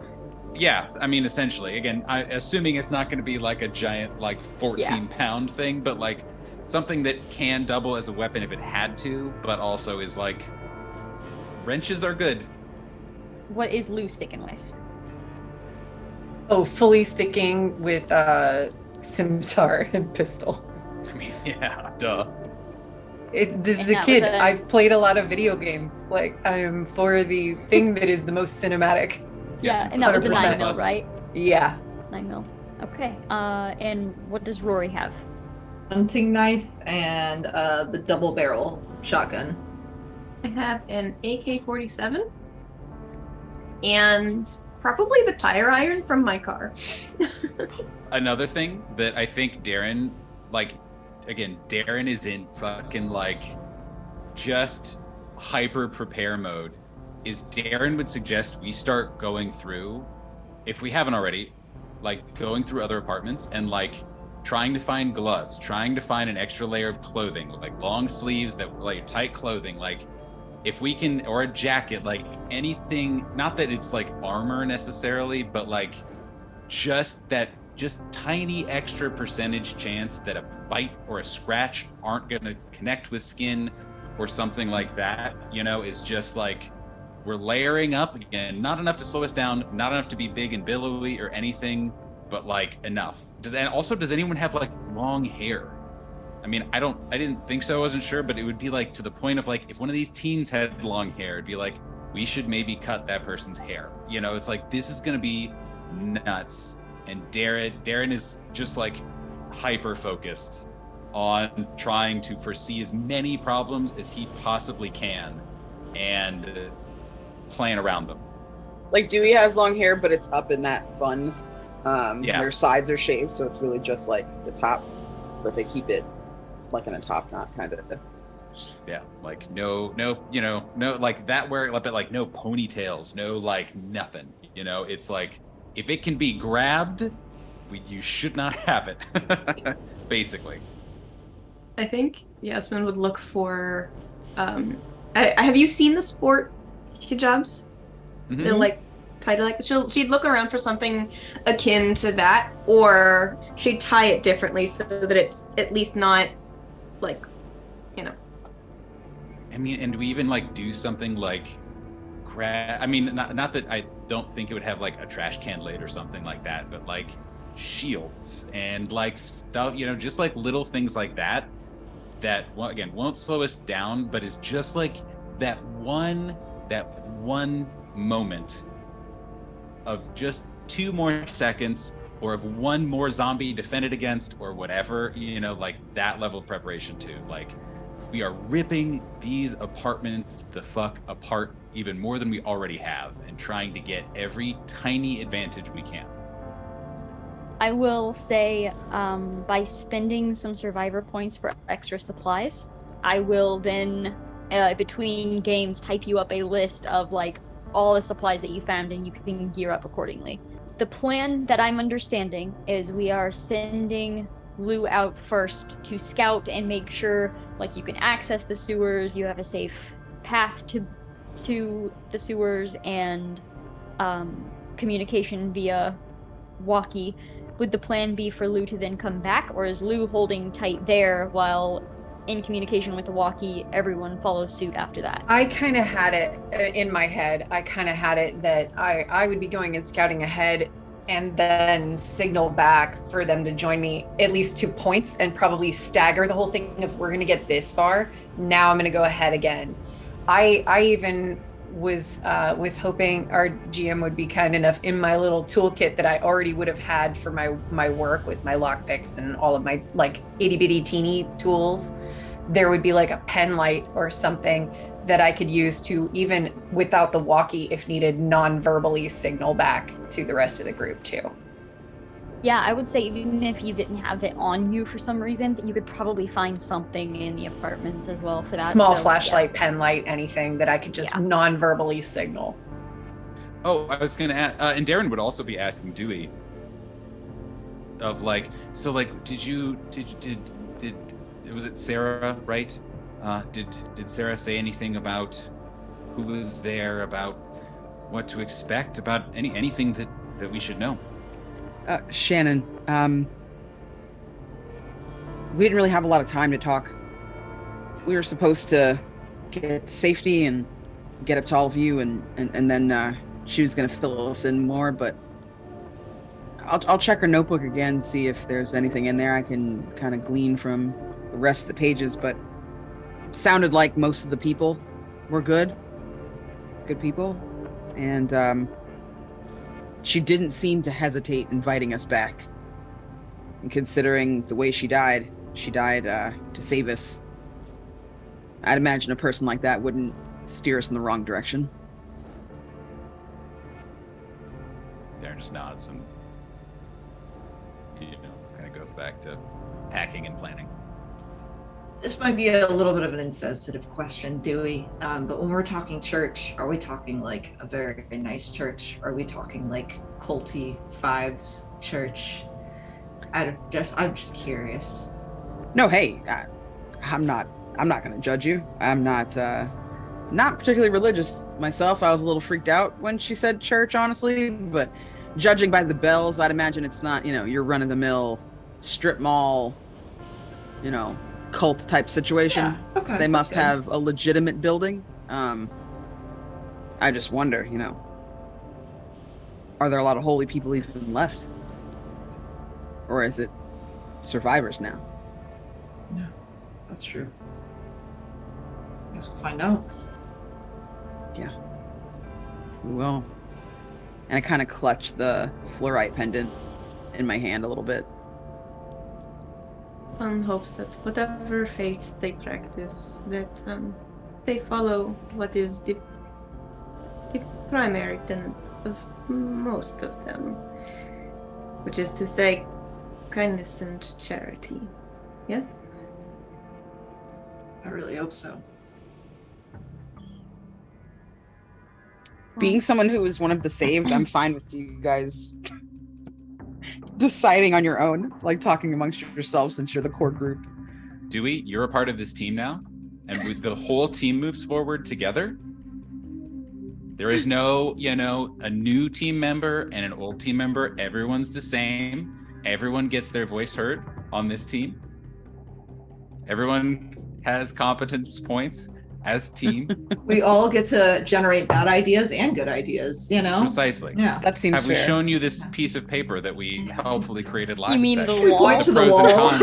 At the wall that Lou I drew gesture all at the over? wall. Yeah. Where there's one piece of paper that has a piece of tape on it And on the then wall a that was started as a pros and cons and then has evolved into a really a bad stick figure. diagram Yeah. of our plan Okay. that Lou drew. So, how is Lou exiting the building? Oh, I assume that okay. So there are two options, and I would probably look at our new librarian friend and be like, what do you know? If there would be an access somewhere in the lower part of the building, or if we do have to go outside and just pop up a grate and go down. Alec was making floor plans. Yes. Alec was drawing plans of the building. So, that being said, I will say you can have your for sure answer looking at those drawings, like that clicks in your mind, and I'm sure packing up, you would have packed up Alec's stuff regardless. Oh yeah, so I was worried about making sure that if there were personal effects from the people we had Yes. spent any time with, I would want to make sure that someone had those. Yeah, so I think Yeah. there's this moment of remembering, and you dig into your bag and you're kind of looking for those drawings. I am going to roll 50-50 chance to just see if there is a way to access the sewers beneath this building. I rolled a 92, so you will have to go outside. That's That's very okay. reasonable, I feel I like. assume our Mhm. building is on a corner that we're in, so Yes. there's probably a grate like right outside. Very close, yes. Yeah. Also, I think before we leave, I think we should be sure to read the notes that we got for those of us who haven't. For the sake of this scene, I think the plan is set in motion. I think Lou probably heads out of one of the clear levels, like fire escape windows. I think Lou heads out, and right before Lou exits the building, they open their letter. You see just an envelope with Lou written in Sharpie on the front. Do you want to go ahead and read that for us? Lou, your level of humor helped keep the mood up, yet you still have a lot of concern for others. At least, that's what I feel I saw from your demeanor. You have a creative mind, so try to use that to your advantage here. As it stands, some creative risk is necessary here. Thank you for helping in the last 24 hours. Wish we could have had more time to talk. P.S. I tried my best to save you some Pop-Tarts whenever we scavenged from the rooms. Try to ration them so you have a little bit each day, you snack goblin. No matter how bleak things may seem, stay positive and trust those around you now. And you fold it back up, open the window, and head out of the fire escape. And the scene shifts over to Rory now. As the three of you standing here holding these letters, kind of glancing at each other. Rory, you open yours up. And will you read yours for us? Rory, out of everyone here, I know you the least, and yet the last 24 hours have felt like eternity. Just know that what happened to Steve is not your fault. He went out trying to be a hero to us all and succeeded in that, but lost his life. Keep your head up and try to get past this. You are strong and heartfelt. I hope you never lose that side of you during these times. Don't let it change you. P.S. I can't quite remember if I ever thanked you for helping me at those doors right when all this kicked off, so thank you. No matter how bleak things may seem, stay positive and trust those around you.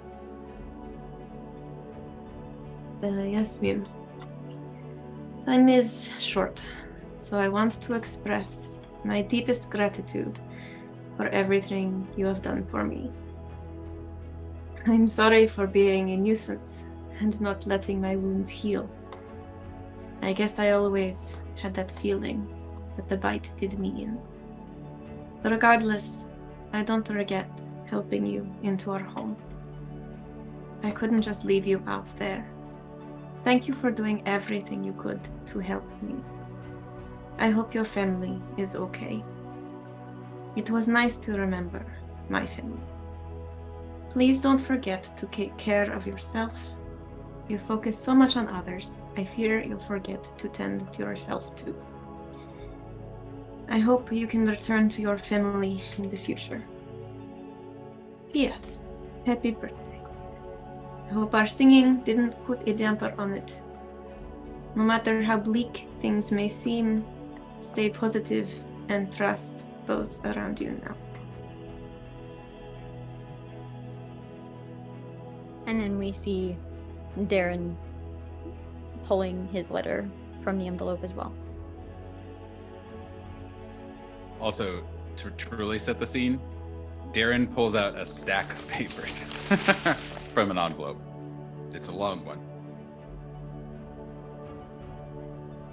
Darren, I want to be 100% honest with you. I didn't like you. You seemed pretentious and full of it.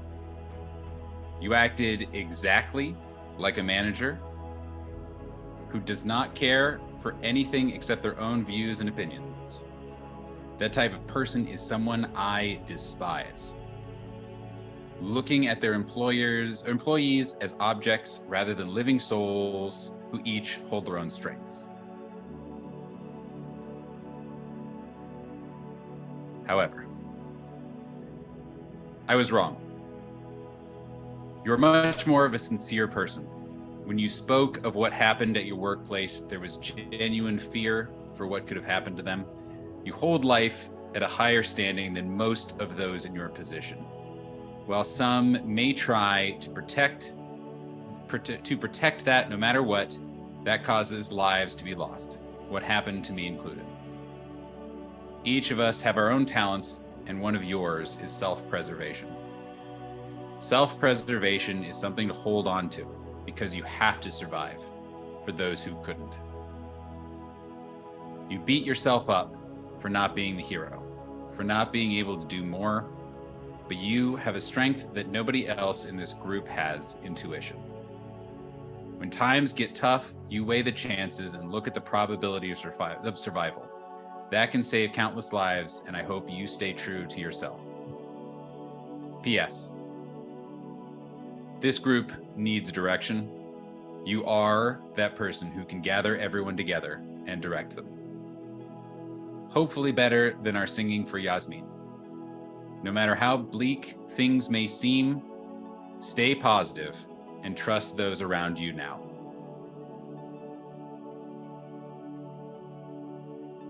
And Dewey, you're holding Shannon's notebook in your hands still.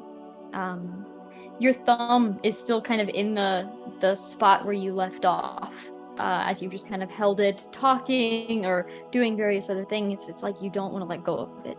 And there's a moment while you're looking around and you're seeing everyone else kind of reading these letters that you glance back down to the book and you open it back up to where you were.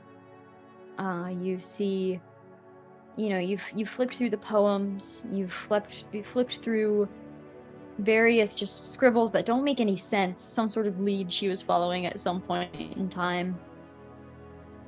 You see things crossed out, and then you get to the final entry, and you remember seeing Shannon scribbling this down, and there's a sense of, like, an out-of-body sense of almost wrongness, just at knowing this is the last one.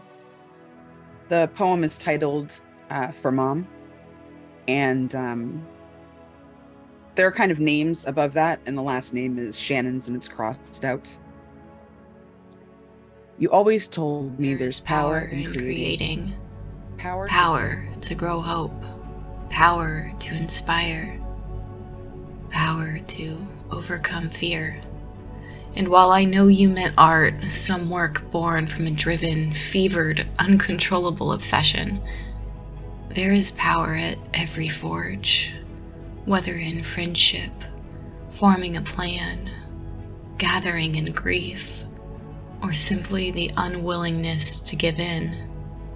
There is power in creating.